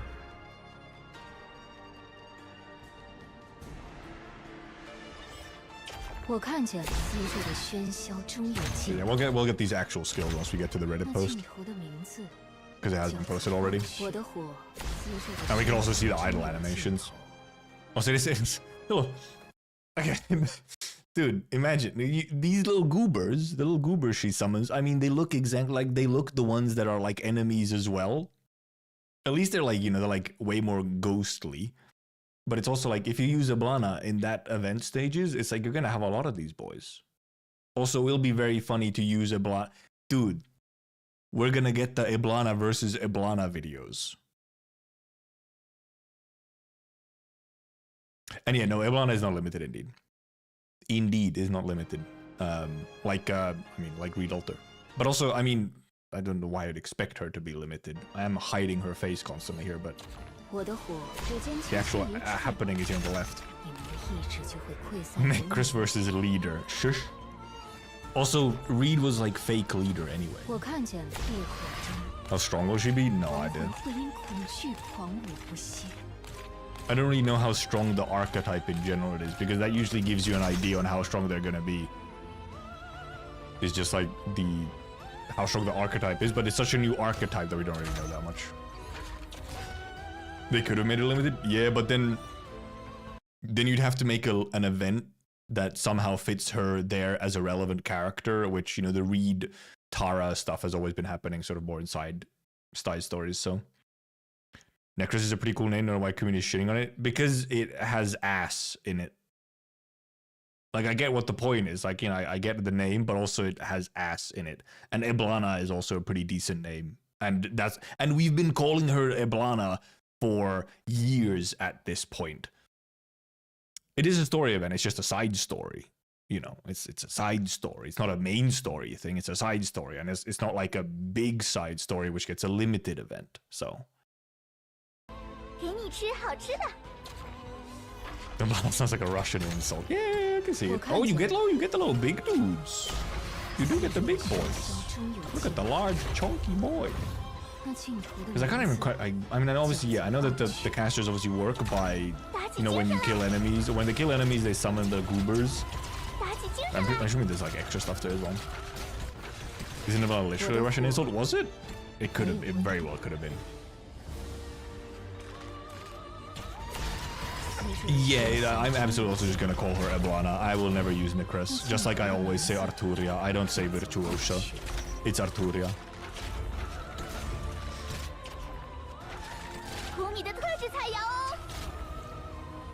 Gummy just yelling. We don't have Shapers on Global yet, no. No, the Shaper archetype was only introduced like, what, a couple of months ago or something. So this image though kind of goes hard. But I'm really wondering how the fuck are they gonna justify this? Pretty squishy. I mean, well, I mean, she's as squishy as it makes sense that she's a squishy even squishier caster. But also 2k HP as a caster is actually not like super squishy. There are some casters who are very squishy.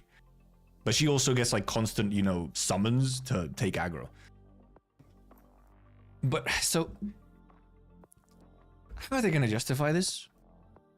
Like, cause so like, yes, if you have like a whole, you know, redemption arc and all that, then yeah, you know, you can start justifying it. But the thing is,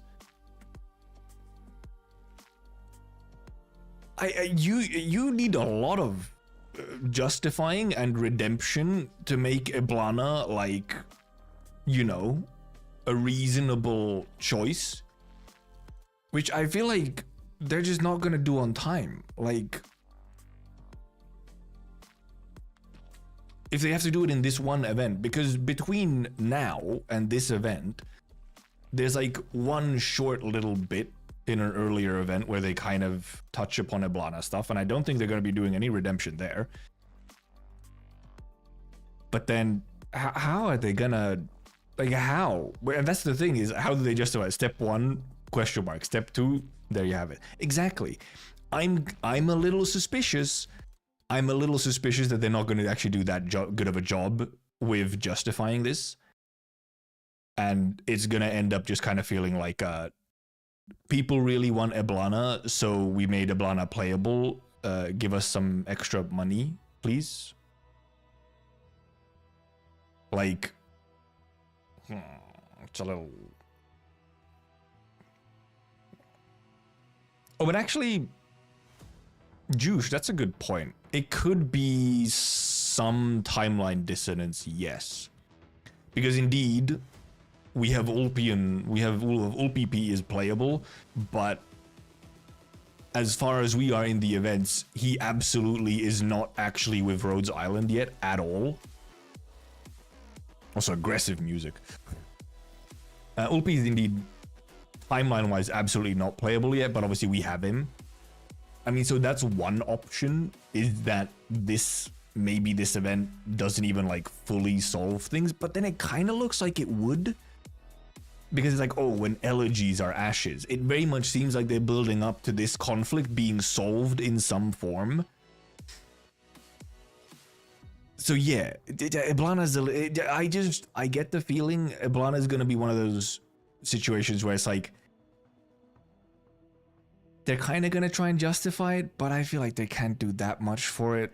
Like, I feel like it's hard to change your opinion. Like, either you really like Eblana for being evil woman and don't mind that she's playable, or you kind of have at least some care for, you know, the moral implications here with Eblana. And I saw someone mentioned Arturia, obviously was mentioned, and W as well. W indeed was never a true villain, and it's a bit of a different situation. Arturia also, kind of not a villain. Like, Arturia actually hasn't really done like that much horrible shit, honestly. Like, like the whole point, Arturia is kind of a whole point where she's misunderstood by both the people in universe and by the fandom itself. But Eblana is a actual genuine warmonger who has done actual genuine war crimes because she did them during a war and has like seemingly zero remorse about what she's doing. And it's like, huh? And they have not built her up to be on a road to redeeming her actions. So then it's like, huh? How are you gonna like, how? How? And Tallulah is also like a very complicated, like Tallulah is a very multi-dimensional thing. The thing with Eblana is that like, there's not really, at least so far. Yeah, she's a little like one-dimensional in that she's just kind of seemed evil and like extremely selfish, like very selfish. He's kind of evil and like willing to do like horrible shit to get what she, you know, wants, which technically, yes, is like good for the Tarans or whatever, but like, you know, a lot of questionable things, and she has seemingly no remorse about it, and it's kind of one-dimensional in that way.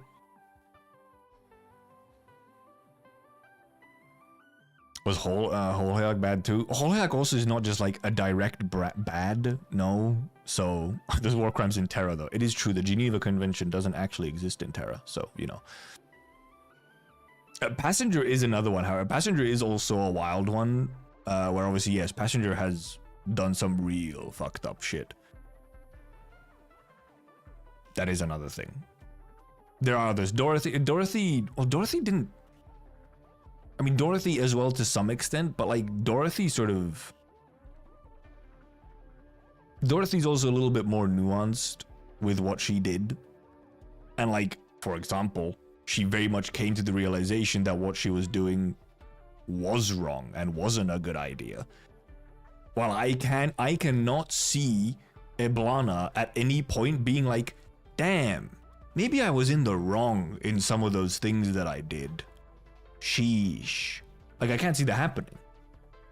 Most of the other ones are like, they were misguided, or they're misunderstood, or they actually do go on like a redemption.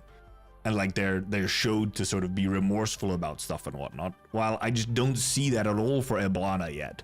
And I'm like, can they really do that within the one event? I guess so, but I like...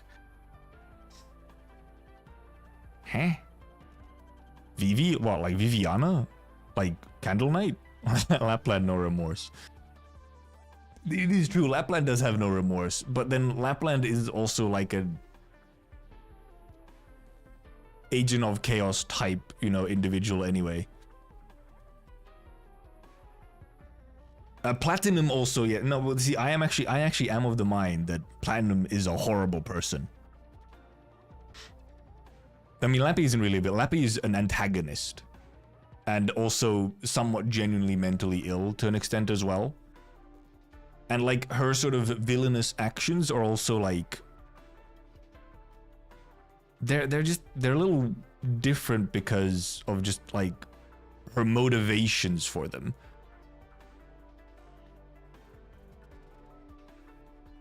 And W also is, you know, has just gone a bit insane. So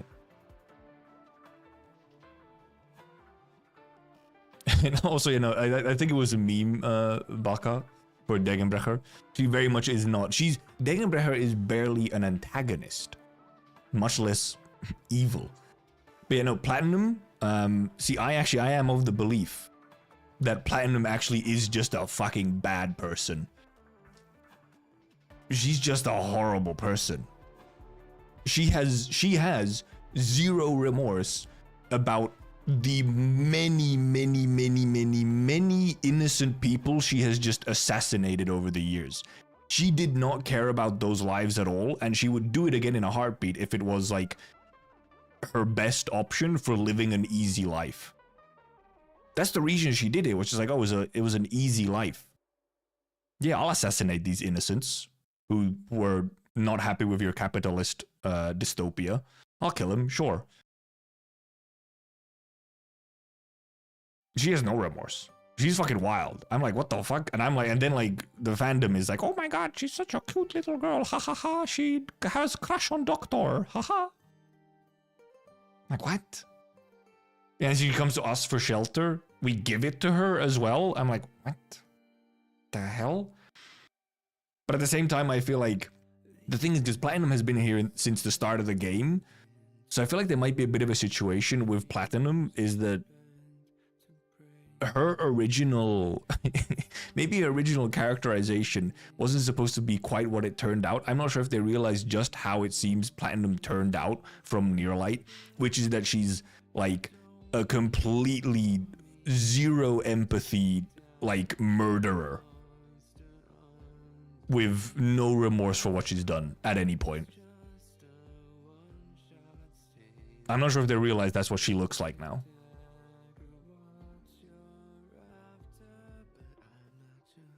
And maybe not in game, Ilno, but like the fandom does. Like Platinum in fandom does have like a crush on Doctor and whatnot. Actual psychopathic hours, yeah, exactly. So that's like, so that's the thing is that, you know, we have other very questionable people at Rhodes Island as well, yes. But even then, usually when you have a very questionable individual at Rhodes Island, someone said this earlier. I get like this is I thought that was a good point. Generally, even the very questionable individuals, they have some reason to be working together with Rhodes, or Rhodes has a reason to be like keeping them almost like under checks or whatever. But indeed, Eblana, with everything we know about Eblana and whatnot, there's like zero reason for her to work with Rhodes Island, and instead might indeed actually not want Rhodes Island around more specifically. Like Rhodes would actually be getting in her way, it feels like. So then they have Reed. She barely cares about Reed, I'ma be real.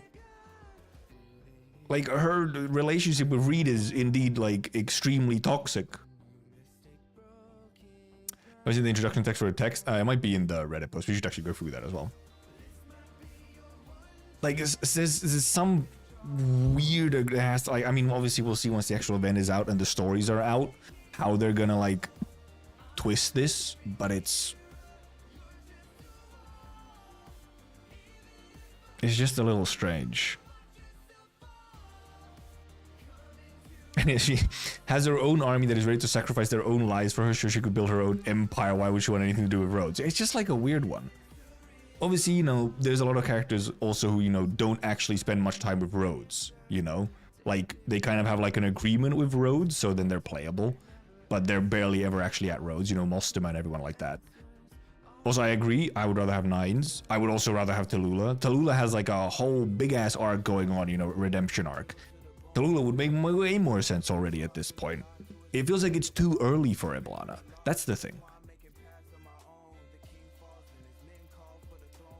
Like, I feel like it's not even just Eblana just straight up, never Eblana, no. It just feels too early. Like, now? Like, now? Already? Like, it feels like you're just trying to, like, kind of like get it done. Like, okay. Huh? Doctor was when he's Rhodes and Renshaw's amnesia. Well, I mean, the thing is, the Doctor isn't really just... Pre-amnesia Doctor wasn't also just evil. Like, that's the thing, is that almost everyone also who, you know, generally gets described as like an evil character, there's usually a lot more nuance to it. But you just don't really get a whole lot of that nuance from Iblana. Her aesthetic, her aura, her vibes, her actions, how she fucking speaks and does everything is just like, hi, I'm evil.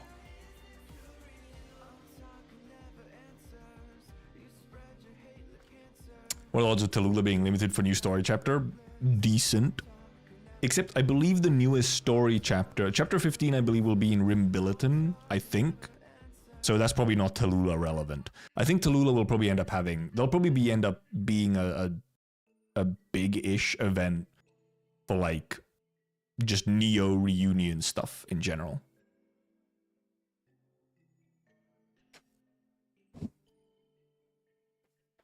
Oh yeah, because there is some, that anniversary might indeed be Laterano related. This anniversary might be Laterano stuff. A lot of nuance, still a lot of murder from Doc. Yeah, but I mean, when you think of it from pre-amnesia Doc's perspective, he wasn't even necessarily killing people. Like, it was like, you know, how many cows have you eaten in your life or whatever?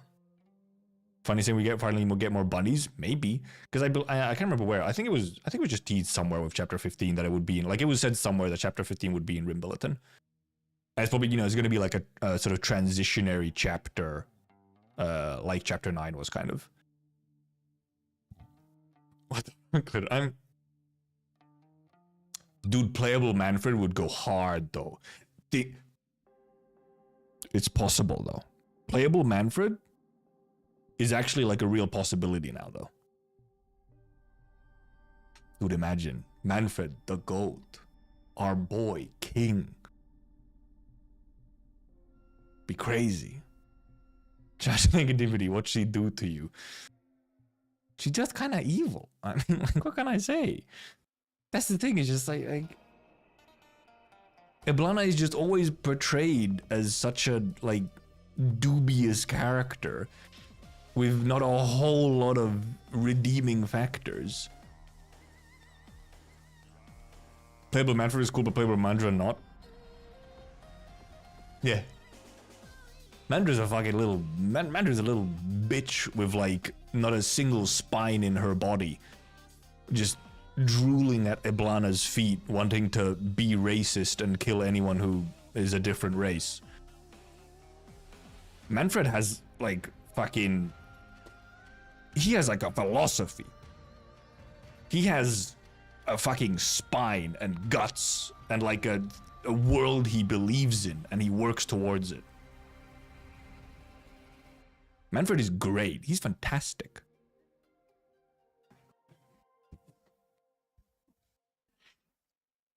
Yep, we haven't made the porn ID jokes, Loz. It's true.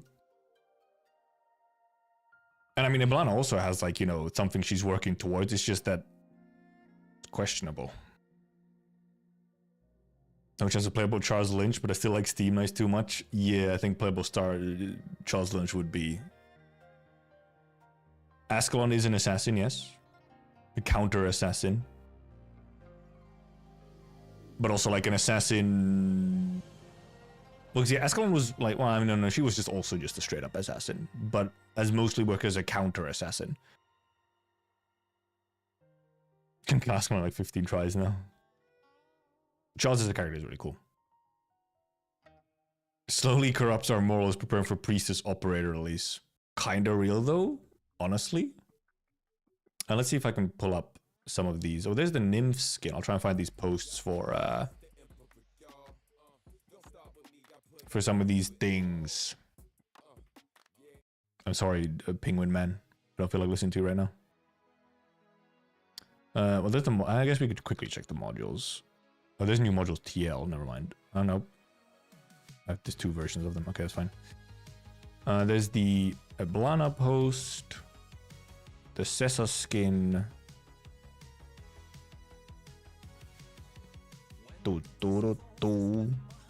There's Wolfenite, the Valar Quinn skin, the Trapmaster. Oh, no, never mind. There's a double. That was a double up. What the fuck did it go? Where are the more posts? Oh, there's the sniper, the Durnar skin. I think that's all of them. I think that's all of them. Let me close this and it hopefully... Okay, good. Here's the dog. She's our assassin, yeah. But no, but that's the thing, is like Ascalon also is like the nuanced character. Like, dude, we love W because she's a nuanced character. Like, yeah, she's done some horrible fucking shit. But like, there's some reasoning behind it, and like character motivations and whatnot, and like she's not like just fully evil. Like out of all, that's the thing, is like out of all the characters in Arknights, so far Iblana has just been portrayed as just like this kind of so clearly just kind of evil and like morally bankrupt. So it's sort of, it's just a little like weird. You know, I'm Bridget from Guilty Gear. I see it. I do see it. I mean, dude, the name is even Bridget. It's very close. Bridget? Hmm? Doggo, pat the doggo. She's quite a good-looking doggo. She does look a little less Arknights, it's true though. Like, this is not usually one. If you see, like, I would, if I saw this out of context somewhere, I'd be like, that's, what game is that? There's no Arknights.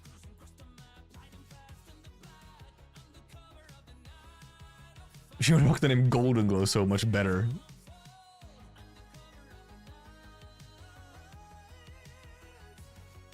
Nice art. Oh, you know, she's not a golden retriever. She's a whatever these dogs are again. She also seems like a bit of a goofer. Oh, we get to animations. Look at dog. Hello, dog. Dog scratch. Happy dog. Oh yeah, loop shooter, yeah. They mess up her. Did they mess up her range? Oh, they did mess up her range. Yeah, loop shooters have a range behind them as well. They messed up her range. Huh? This, I guess this could be like E1 range, and it's only E1 or E2 range for some reason, but I can't remember what the range is on them. Yeah, but they do have a range behind them. I don't know why it wasn't shown. E2 was more Arknights-like.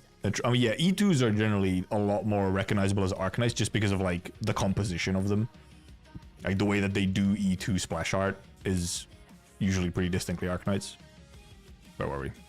Yeah, that's just normal attacks. What the, look at these little goobers. What the hell are these? Fucking Plants vs Zombies. Okay, yeah, it is the E0 range. Okay, yeah.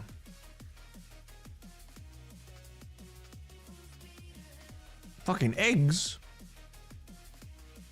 Auto jumping, is it? Oh yeah, it probably is, yeah. Oh yeah, it's auto jump. It's like a charged, like one hit auto jump thing, yeah. This could be from, yeah, on Dungeon Meshi collab would make sense for these. I don't know why they're using the Dungeon Meshi collab ones, but you know, like egg and like, I don't know, fucking like Brussels sprouts, honestly. Yep, good dog, good dog. There's some enemies in a blonde, I would imagine. Good dog. Durnar skin. The skin after so long. Holy moly. Over 5 years. Almost 6. Good Durnar. Quite kind of bright. Also, damn. Damn, she kind of thick though. Sheesh. Damn, Durnar. Oh, she had a little hand puppet. I didn't even notice the hand puppet. Slight chub detected. Durnar is a war veteran, it's true. Fisting that poor puppet. Why'd you have to put it like that? Huh? Why'd you have to put it like that? We were trying to enjoy a little puppet, man. No, it's quite that. I don't know. Cake.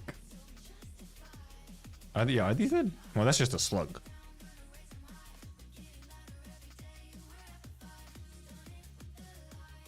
Well, Dunar skin, quite something. What the hell are these? Are these dungeon mesh as well? Wacky enemies. The skin is a pretty nice skin. And she indeed, well, the main thing is just she finally has a skin after so long. I'll go for her last. We'll go for the skins and stuff first. This Sessa skin looks insane. Dude, this shit looks so cool. Dude, this skin is like, damn, I should use Sessa. This is like a seller unit type skin. Damn, he looks good. They are from a Valhalla event, probably using Tara for what the hell? Sessa is ass gameplay wise, absolutely. So it's only like I wouldn't actually ever use him, but this skin is very cool. I guess it could be. Oh yeah, it is. Yeah, like picture book story enemies. Yeah, because yeah, usually the previews always have enemies from the like relevant event. So probably most of the fights in the event are gonna be like fever dream events or fever dream fights.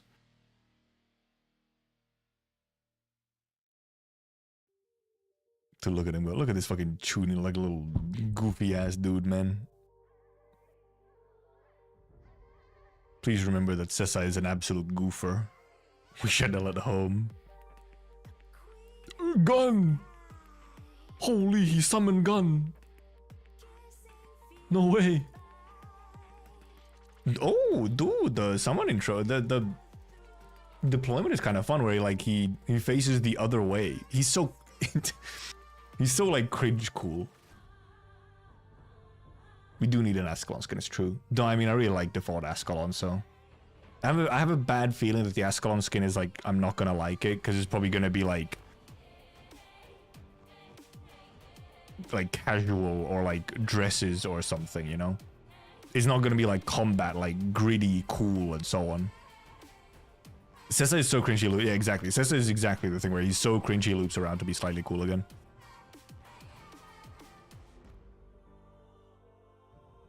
But you know, he sucks gameplay wise. Also, I mean, the effects on the skin are really not that. Or maybe this one. And the effects are decent. I feel like the effects aren't anything super special. The splash art though, like this just looks so good. This just looks so good. Also, this is just gonna be here. I can never get rid of this thing. This fucking cookie question. Because it only takes effect on new Reddit, which I refuse to use. So even if I click on it and go tell them to not fucking save my damn cookies, I come back to old Reddit, it's still here. So I just always have this here. I can't get rid of it. Absolutely no. If they give fucking Ascalon a summer bikini skin, I'd riot. You use new Reddit, you fucking zoomer. Disgusting. I refuse.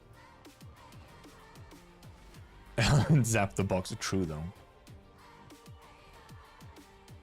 Also, yeah, I don't use Reddit that much, just in general anymore. It's pretty much actually for like Arknights posts and like a little bit of Enfield. That's almost all I use it for at this point. An Epoch skin for Ascalon would go hard. I don't like your odds of Ascalon not getting summer skin. Exactly, it's horrible. No, good, bad, bad, bad. Also, yeah, gacha leaks as well is very often on Reddit, so.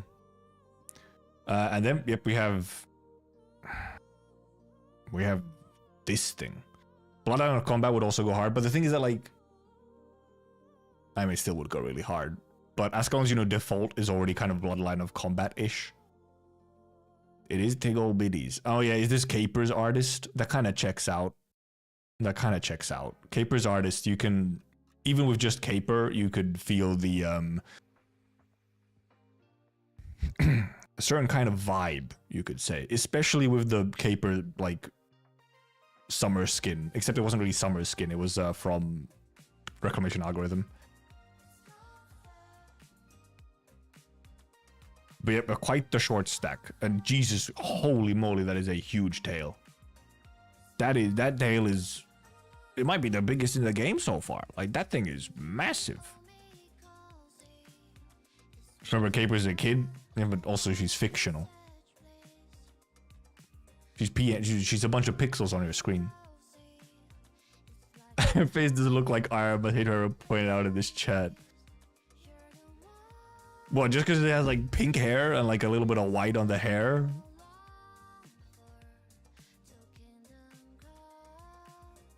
And Caper, I think Caper's in her like teens. Glasses and ears. I guess the ears as well, yeah. I mean, well, Iron Mask doesn't always have glasses, though. Most of the time she doesn't, actually. Well, so Tommy, I think Tomimi has like a thicker tail at the base or whatever, but it's not as long and not as consistently thick. Tomimi's tail is very bulbous, right? It kind of goes like, you know, it's a very bulbous tail.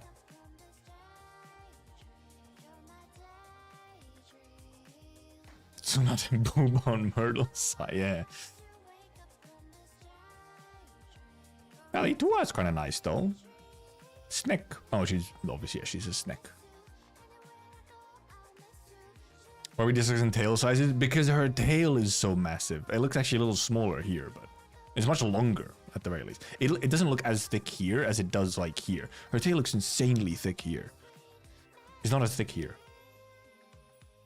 Thick tails niche. Look at her. Look at her pose. What a cringe woman. Now what is she again? Oh, she's a trap master. Trap master. The feet in E2. I didn't even look at the feet. What is up, chat? What do you mean? What do you mean the feet? Half the side of a glazed donut. Dude, imagine. Also, tribes in Sargon do fight over tail sizes, so. Oh yeah, is this the first 4-star trap mat? Wait, no, she's a 5-star. She's a 5-star. So, nope, not a 4-star trap master. She's 5-star. Is she the freebie? I think she's the freebie, isn't she? Or is that dog? Which one's the freebie? Oh, Bridget is the freebie. Okay, never mind. Bridget is the freebie. Look at these little tree boys. Dude, they got moving broccoli. No, 4-stars do not have all branches, no. Yeah, well, I mean, I'm sure some people are happy about her. I have 0. She does not appeal to me at all. I mean, frankly, almost all the new units from this event, and none of them appeal to me.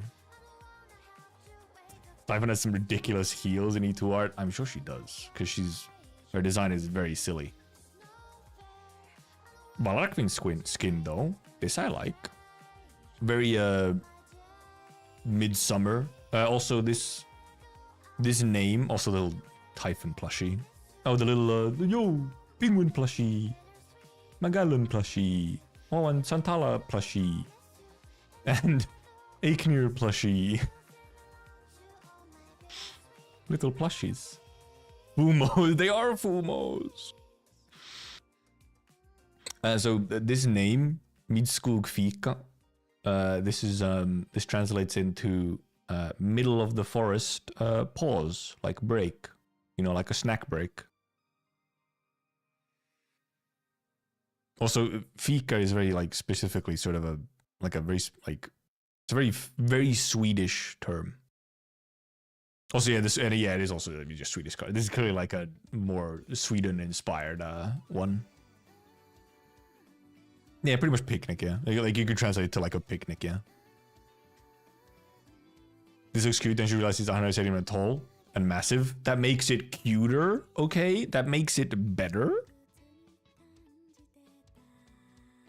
Shaking my head. Oh yeah, and Typhon plushie. And also, I mean, the dress and everything is like super midsummer. With the like the little garland on her head and everything as well.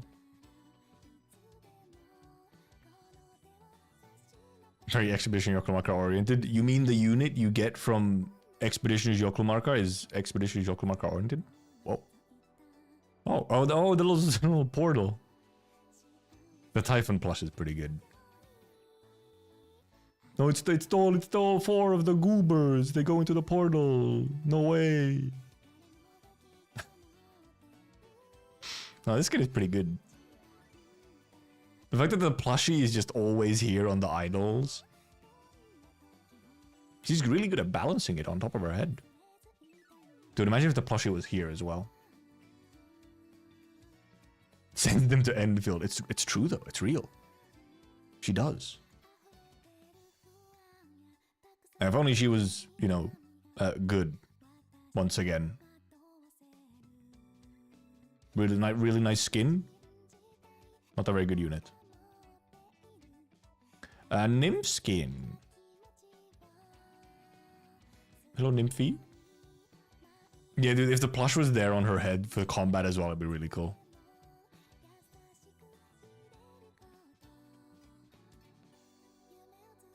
Hello, Nymph. Ice cream shopping kind of something. Lots of weird, wacky stuff going on in Nymph, honestly. Makes sense. Sweetness to the heart. It is diabetes in more than one way, considering there's also just seemingly a bunch of candy and stuff floating around. Ice cream or something. My face is very white now, yeah, because of the fucking white art. The art was nice. We'll see how the... Yep, she do be eating cake. Girl, you're gonna get actual diabetes.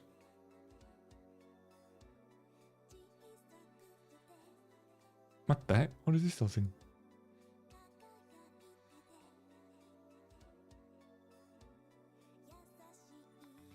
Yep. Cake. I mean, the effects will be...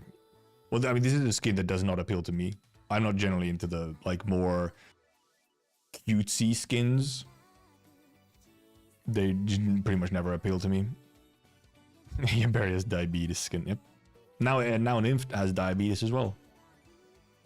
Oh, that, I mean, that effect looks very pretty, though. A very pretty effect on the S2. Fucking little apple marks. Skin I have for GG? The default. I don't have any skins for GG. Because, indeed, none of them appeal to me. They're all just various forms of cutesy. Oh, there's also the little Dial as well over here on S3. Oh, yes, she's also riding one. Yeah. She's riding the one. I mean, you can see it here in the... She's riding it, like, pretty much here as well. Oh, it's like a carousel. I just realized it's a carousel. It has, like, the poles that, you know, the horse is connected to. It's a carousel. It's like, I mean, it's cute and all that, but also it's sort of just like...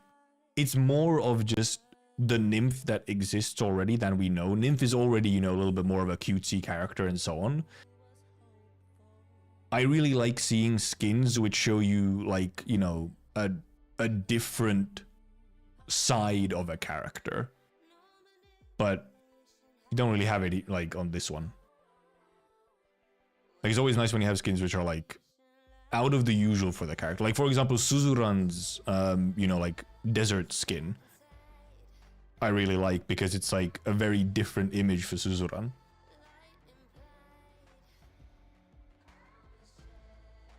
A nickel for every Arknights character diabetes skin that rides him out. I have 2 nickels. More like Shamar's Halloween skin. Yeah. Like, I do like skins. Like, obviously I have a bias also towards, like, the more sort of battle, like, combat-oriented skins, and the more, like stuff like Epoch or Bloodline of Combat and stuff like that.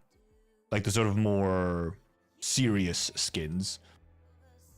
But even for the other ones, I can enjoy them if they're, like, are a new side to a character. Rate Lappy skin? Swish. You know my rate of the Lappy skin. It's peak. I mean, it's Lappy's skin is so peak that it is just now the official default skin for Lappy in game. That's her sprite in game now.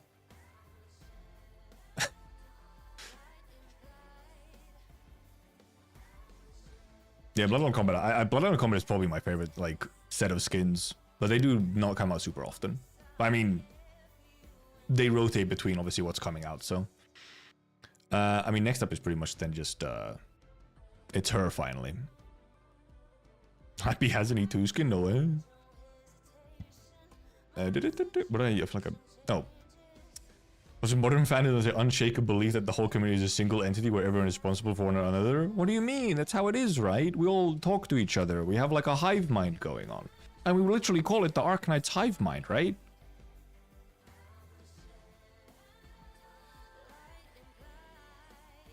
Right? Imagine Mudrock's second mod removes the Sarkis restriction from her talent like Lydia. That would be quite something. 30% damage resist to just all damage would be quite something. Okay, limbus sleeper. And I know you're not talking about AK, but it just does come to mind considering it does literally get called the hive mind sometimes. So don't like an skin that much because it feels like more of the same but more badass. It is true though. And also there's some parts about Inez's skin, especially in like some of the combat animations that I'm not a huge fan of. But then also it has like a really cool armored goat horse in it, and some of the effects are really cool on Inez skin. And it's also live 2D, which is kind of a big bonus. Mask is weird. Mask is a little weird, and also her like basic attack animations. Like the chibi model is a little off. Her head looks too big. The basic attack animations and also the S2 attack animation look like really weird and stiff compared to the default Inez. Where it's like, it looks really nice, it's really unique, it's really smooth and like... But then some of the effects on the skin are really good. And it's live 2D. The live 2D is kind of a big one. What about AR? Is AK-47? Like it doesn't upcharge too much on live 2D skins. Yeah, they are like a little bit more expensive. We should get a skin at some point. I'm just hoping Wishada's skin is gonna be one of those things where it can just kind of replace her like basic, like give her like an epoch skin or a Bloodline of Combat or something where she's wearing something like a little more, where her outfit isn't quite so silly and dumb. I feel like epoch would probably work better. Her default is already kind of Bloodline of Combat essentially, so. Okay, but we can talk about more skins once we actually go through Evil Woman, Purple Woman.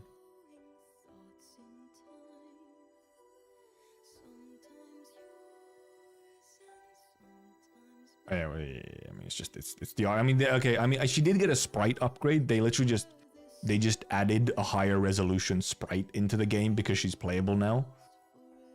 But otherwise, the E1 is essentially just her normal story sprite. It's just higher quality now, higher res. And then obviously, however, the E2, also a very good song, by the way.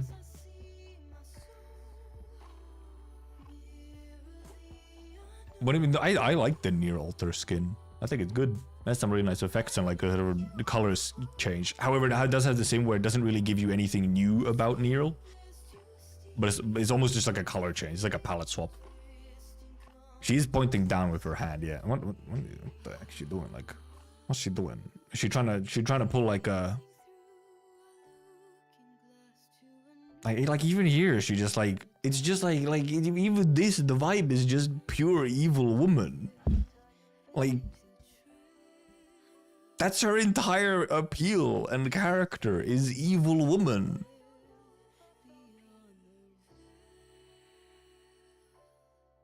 Also, I mean, dragon in the back, obviously. Good God. Oh. Wish Money had armor skin. Very true. Very true. At least the one we get for free from IS5 is pretty decent. Yeah, there was also the soldier at the bottom, yeah. Okay. Wow. Incredible idle animation. No, she like gets out, she gets up from like the chair or whatever.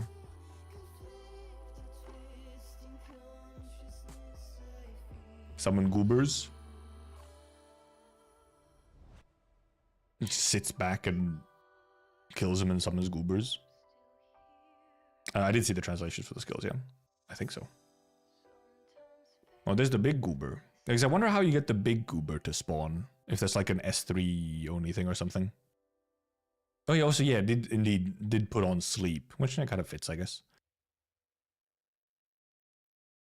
And this, okay, this gives you like an AoE situation as well. Okay, do we have, okay, yeah, we do. Let me... Let's just read what she does.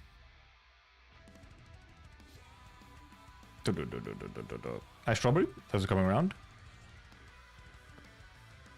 Can create summons by defeating enemies. Can attack enemies blocked by own summons. When an enemy with attack range is defeated, summons a Sorrowful Servant, up to 3 at a time.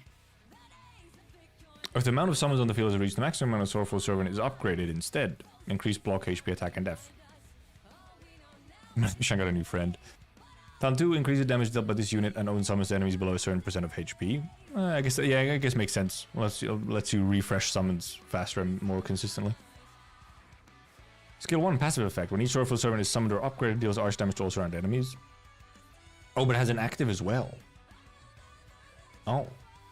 Upon skill activation, immediately re-summons all Sorrowful Servants. If there's no Sorrowful Servant on field, summons one instead. Okay. Skill 2. Certain amount of enemies within attack range to sleep. Targets affected by sleep periodically receive arch damage. Target is defeated within duration of the skill summons extra Sorrowful Servants. Fair enough. I mean... Skill 3 has also a passive and effective, okay? Passive, at most one Sorrowful Servant can transform into a special form. Special form from Sorrowful can be upgraded by the skill up to a certain limit. Upon skill activation, immediately deals 1 instance of arch damage to all enemies in attack range, then sacrifice 1 Sorrowful Servant to upgrade the special form Sorrowful Servant and recovers HP. If the sacrificed Sorrowful Servant is upgraded, doubles the amount of HP recovered. Wait. Ah, okay. Skill activates again after sacrificing a Sorrowful Servant up to 1 time. Oh, okay, so just against like 2 AoE hits. Special form Sorrowful Servant skill. Deals AoE arch damage to enemies in a straight line in front of this unit. Range of the skill will be extended after multiple upgrades. Huh? And also, is it true AoE as well? If it's just like in all tiles fronts, it's like true AoE as well. Can't wait for Dragon to make a hindsight analysis how our summon direction placements work. Yeah, that's gonna be a whole thing as well, yeah. Well, I'm assuming, other than this dude who obviously has like... Wait, because yeah, do the summons hit? Like... Yeah, because no, they do have a direction, but... Oh wait, also wait. I think it just attacked like... Oh, but they have like, their range seems to be... Their range isn't just one tile front. The range is to the sides as well, because it's attacking this thing. Yeah, do they have a shape? Yeah, okay, yeah, they have a plus shape range. Okay, yeah. Which... No, this enemy did not get blocked. They have a plus shaped range, yeah.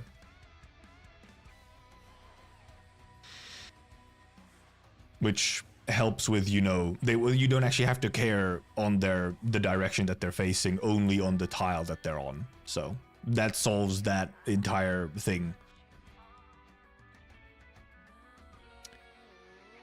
Big Sorrowful Servant has better stats than Big Ling Dragon.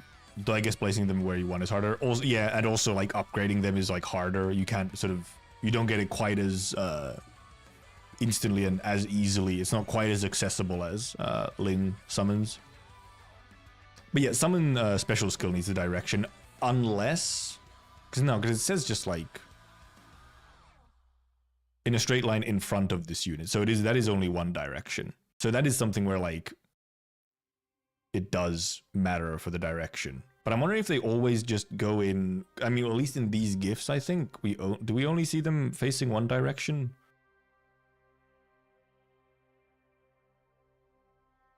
Or do they actually face some other directions here as well?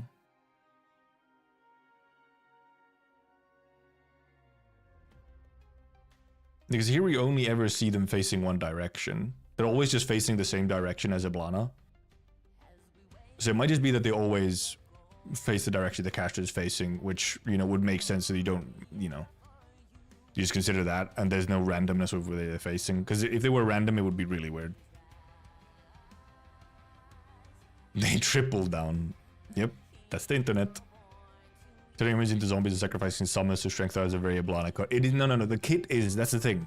The kit and everything is like spot on. It's like perfect for her.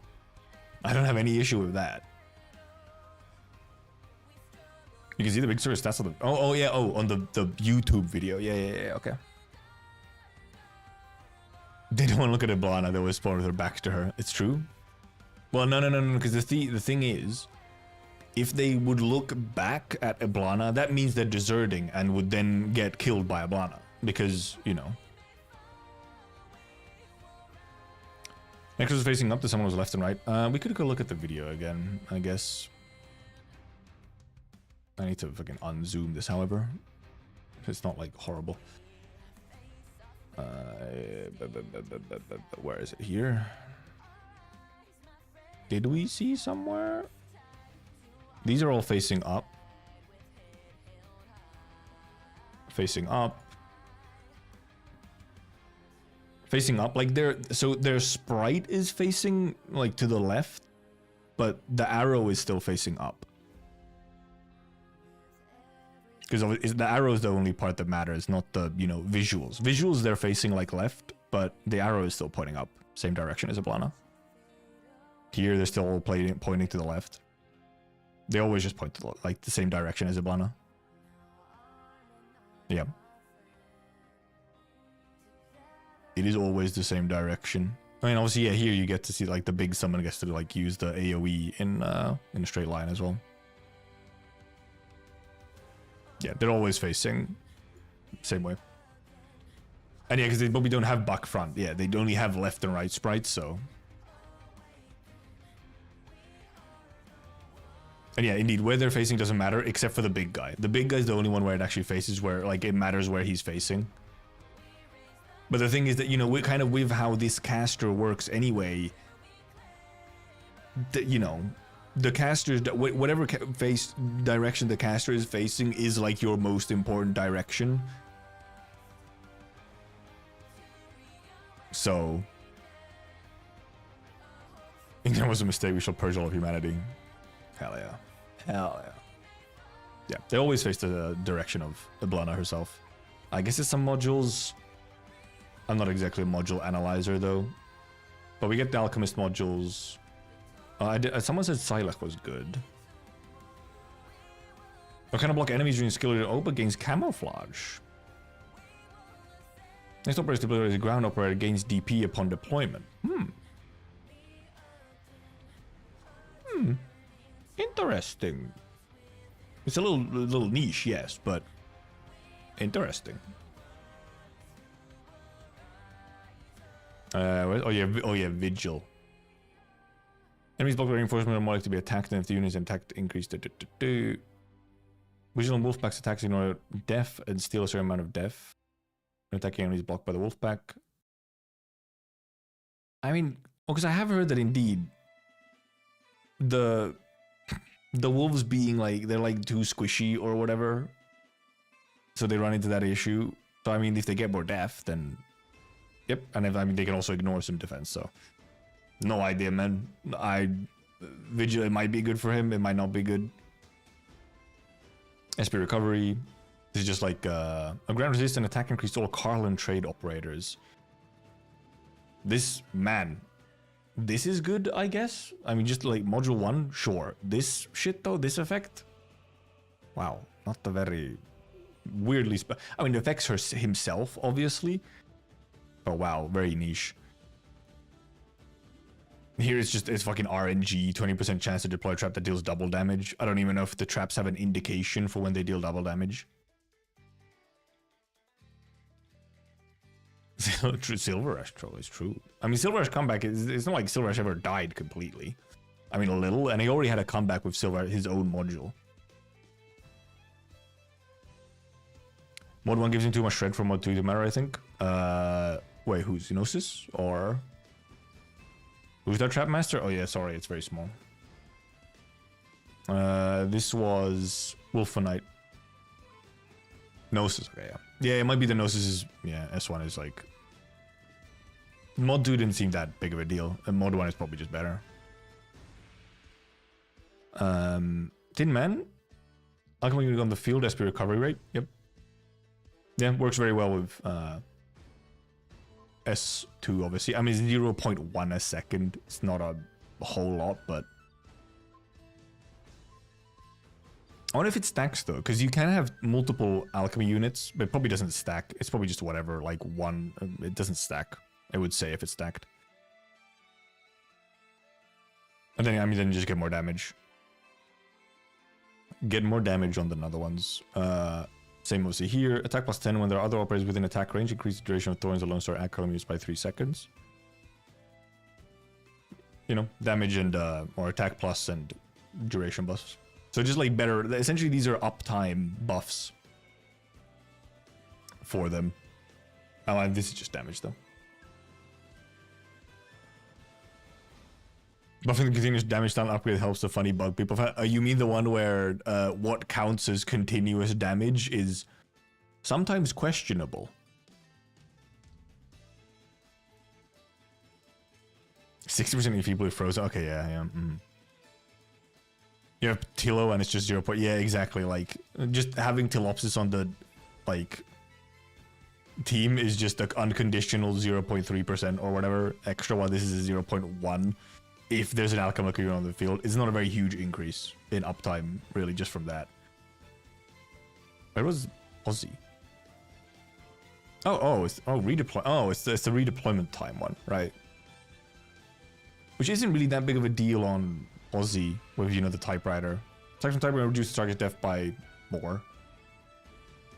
It's placed within the starting 8,000% with this effect. Okay, so it just buffs this part. I can't remember what her current module is, so I'm not really sure how it compares. Yeah, Posy S2 kind of gets continuous damage, is very silly. Helps a bit with skill cycling, yeah, but like not like a massive amount. Oh yeah, true, it is 4 tiles by default. Yeah, this gives you actually a lot more freedom with the typewriter placement next to Posy. True. I forgot it was 4 tiles, yeah. It had to be front, back, or sides, yeah. Actually, wait. Wasn't it even more restrictive than that? Where's Posy? Posy.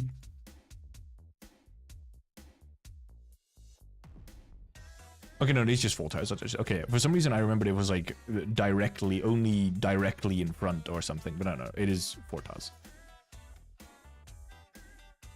Oh, yeah. I don't think there's any talent. Like, none of these seem like anything super significant.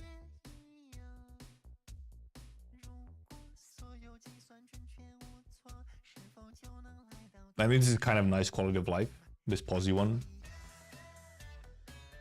Because, I mean, wait, what did her first... Well, I was literally just on her in Arknights. Why did I not check what the number 1 does?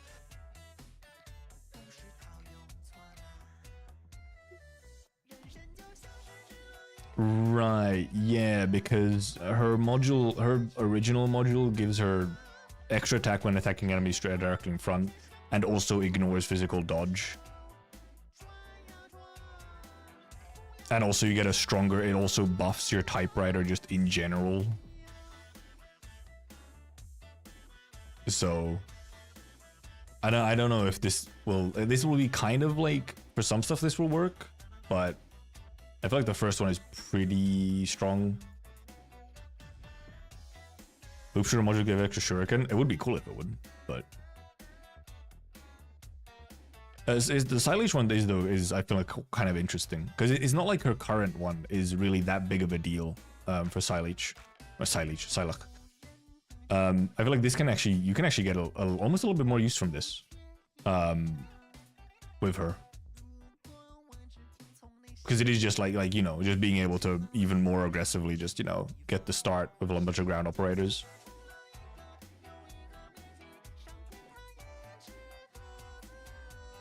Also, yeah, redeployment module, like, on Posy is indeed... She's not that cheap to redeploy, so it's kind of... And because Posy doesn't need to be redeployed that much in the first place because she has the typewriter, so she has way more presence, right? While and also, you know, different ranges compared to Schwartz, who kind of needs to be redeployed. You try to say Psylocke right, but still say Typhon, because that's what her name is. It's not Typhoon, it's Typhon. The people saying Typhoon are wrong. It's Typhon.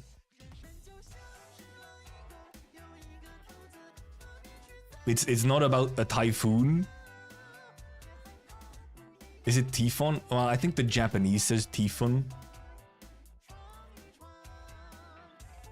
But I think like the English pronunciation for Typhon is Typhon. I don't know what it is in Greek. Obviously, I could try and pronounce it like the Greeks do, I guess. Because that's where it's from, but...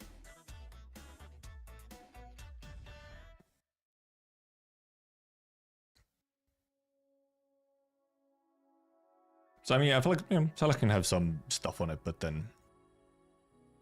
I don't know. I know they seem super special. I mean, which is... I mean, that's most modules. They're not like, you know... Most are not, like, game-changing modules.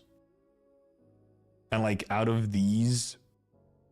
The only one who really... Like, out of all these... The only one who really needs help in being better is Vigil. And I don't know, maybe Wolfenite, I guess. So... Also, you know, I mean, also, yeah, you shouldn't... Japanese pronunciation gets all kinds of wacky, so... They have Japanese has very few sounds, so some of their name pronunciations get real weird. Because they have so few... just whatever. Should be Arch Defender mode? Probably, I don't know. Is it a new club that's coming soon to AK Global? Yeah, because I've known that it's coming for a while. I don't care about it.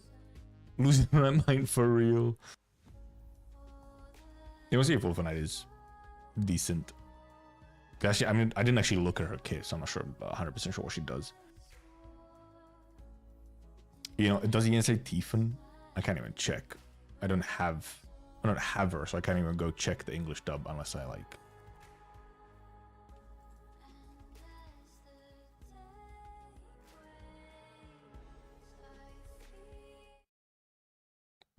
What do you say, Swedish woman?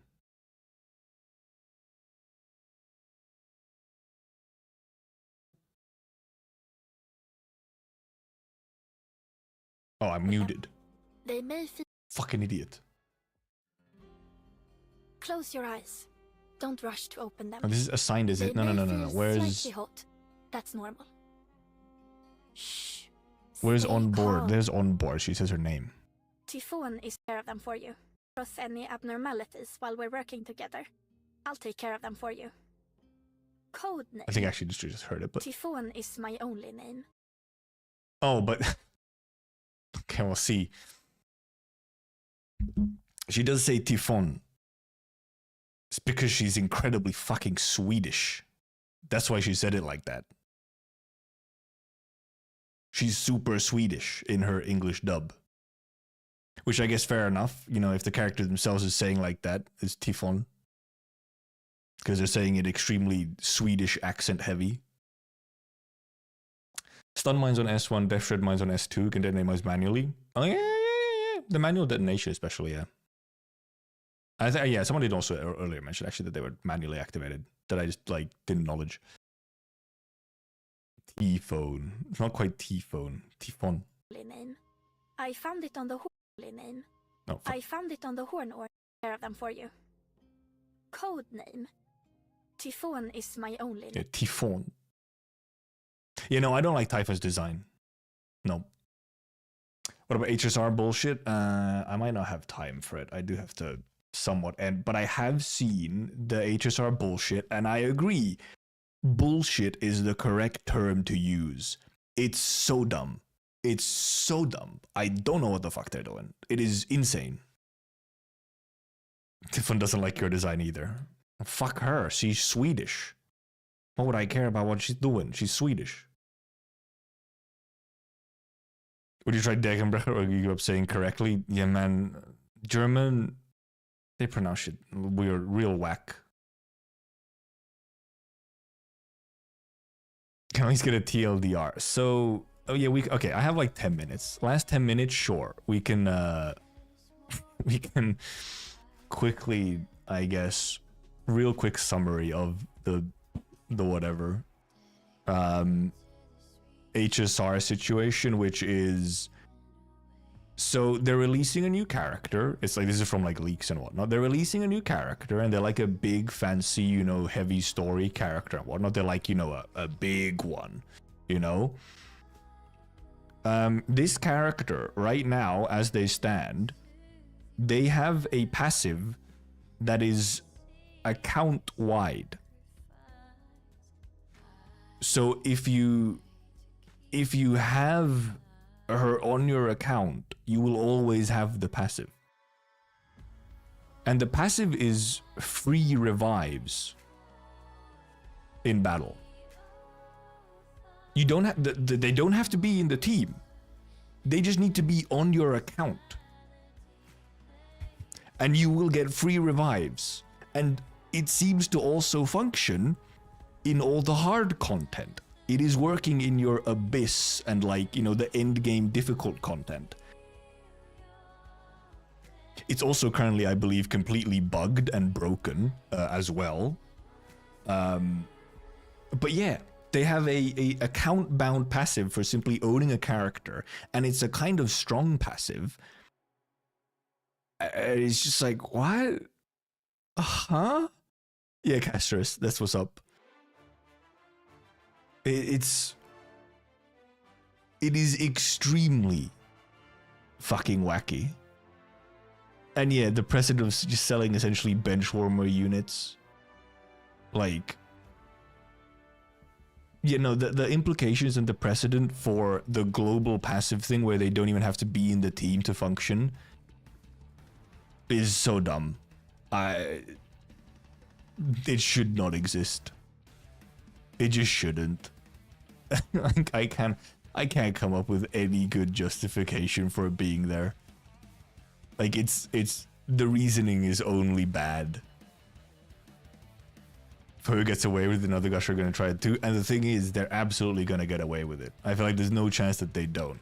Unless, maybe, who knows, possibly.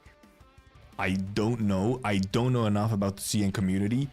But it's only if the CN community absolutely despises it and, like, throws an absolute shitstorm about it will it maybe change. Otherwise, it's happening. It's very dumb. So, yep.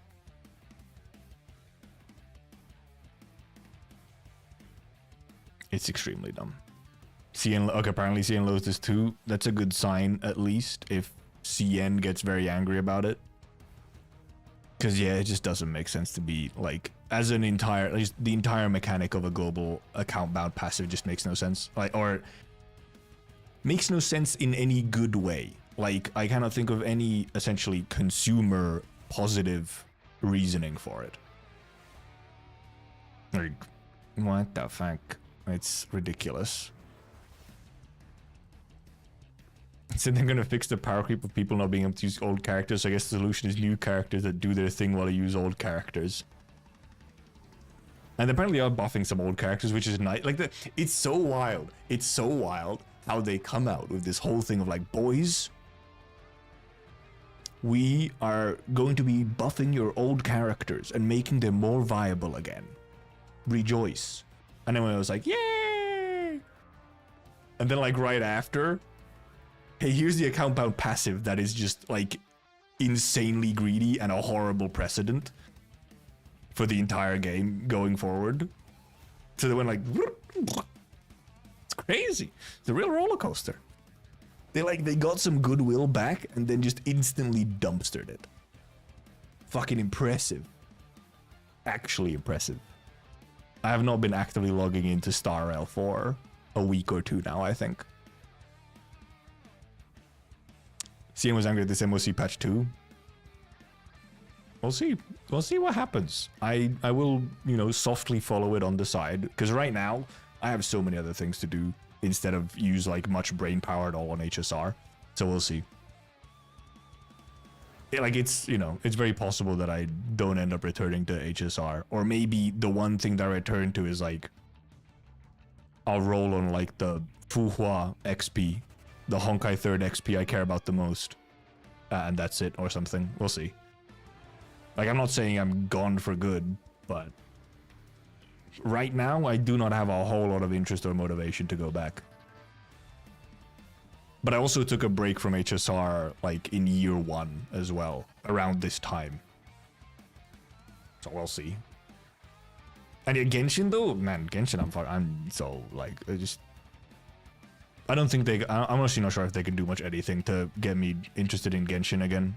I just don't think they, like...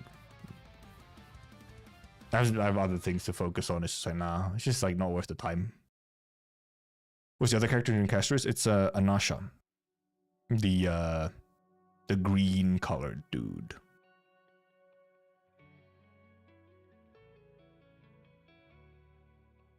Riot started going downhill recently? What do you mean? Riot has been going downhill for like a decade.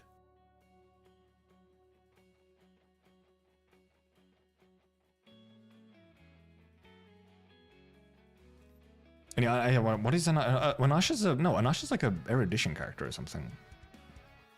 People in my day.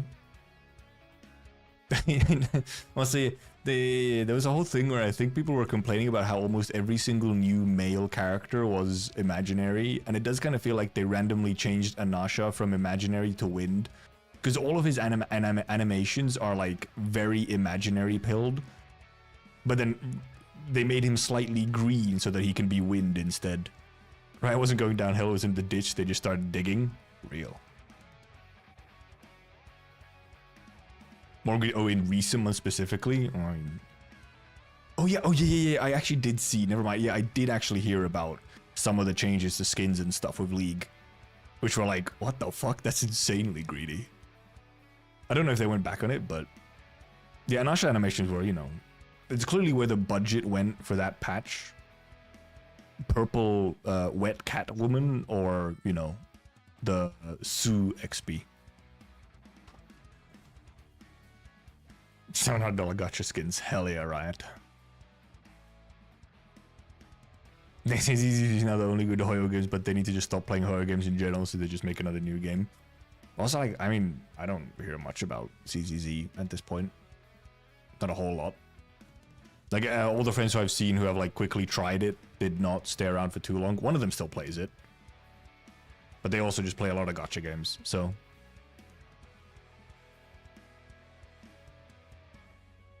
I feel like I saw a bunch of stuff when like Miyabi came out, whatever, in ZZZ, and after that I haven't really heard anything. But I've also been extremely distracted by stuff like Enfield and whatnot, so, you know, I've just missed things because I've been, you know, hyper fixating on so many other things and just been busy. So maybe I'm not a good indicator of how good something's doing. Also, I mean, if you look at the fucking sales numbers and whatnot still, it's all fucking Hoyo games at the top still, so, you know, and then Love and Deep Space, you know. Love and Deep Space, though, that shit making money. Holy, there was some funny drama with Love and Deep Space. I'm not gonna get into it, I can't be bothered. It's not funny enough to yap about, and I have to kind of end. But Enfield, though? Enfield. I cannot wait for Enfield. Thank God I have Monster Hunter Wilds to help me survive until Enfield or something.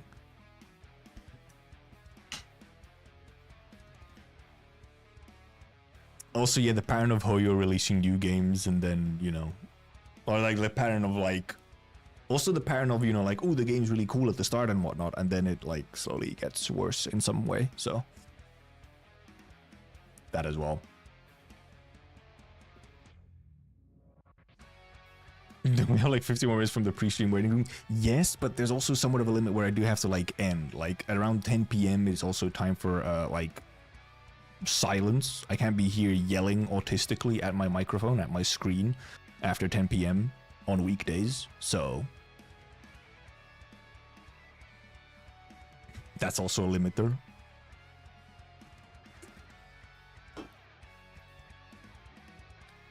It's true, Purple. It's kind of true. I wasn't really a Firefly. I'm not a Firefly fan. But okay, yeah. So tomorrow, no stream as normal. And Friday and Saturday will be somewhat longer streams. It's going to be sort of mini marathon streams for Friday and Saturday as I finally relapse into Monster Hunter. Holy moly, I cannot wait. It's gonna be peak. I'm just gonna sit here and bash monsters' heads in for like 10 hours or something. Hell yeah. Dude, it's gonna be epic. Also, I will tomorrow at some point, I will also go out of, I will, tomorrow I should have at least some time, even if I don't stream, I should have some time. I agree, Purple, by the way. I'll go and do character creation before I actually start playing on Friday. I'll go and do character creation already, so that we don't have to use 2 hours on stream making characters. So I'll get that out of the way early. Make Discord. It'll happen at some point. I never gave a time frame. I just said it's gonna happen, okay? I've been busy. I've been doing so many things. It came at a bad time, okay? My promise to make it. It was a bad timing, I must say. But yeah, so that'll be Friday. Thank you for coming. Thank you for watching. Thank you for chatting. Thank you for lurking. And I invite you to join me in my Monster Hunter addiction starting this Friday. And also, I mean, just straight up, we will do some viewer hunts once I've probably once I've done like the story part or whatever, so that like multiplayer is more free. We can also do some viewer hunts and everything. We could just put up a whole big lobby and just start hunting for anyone who wants to. So I goodbye. Bye-bye. Goodbye. Goodbye. Bye-bye. Bye-bye. Goodbye.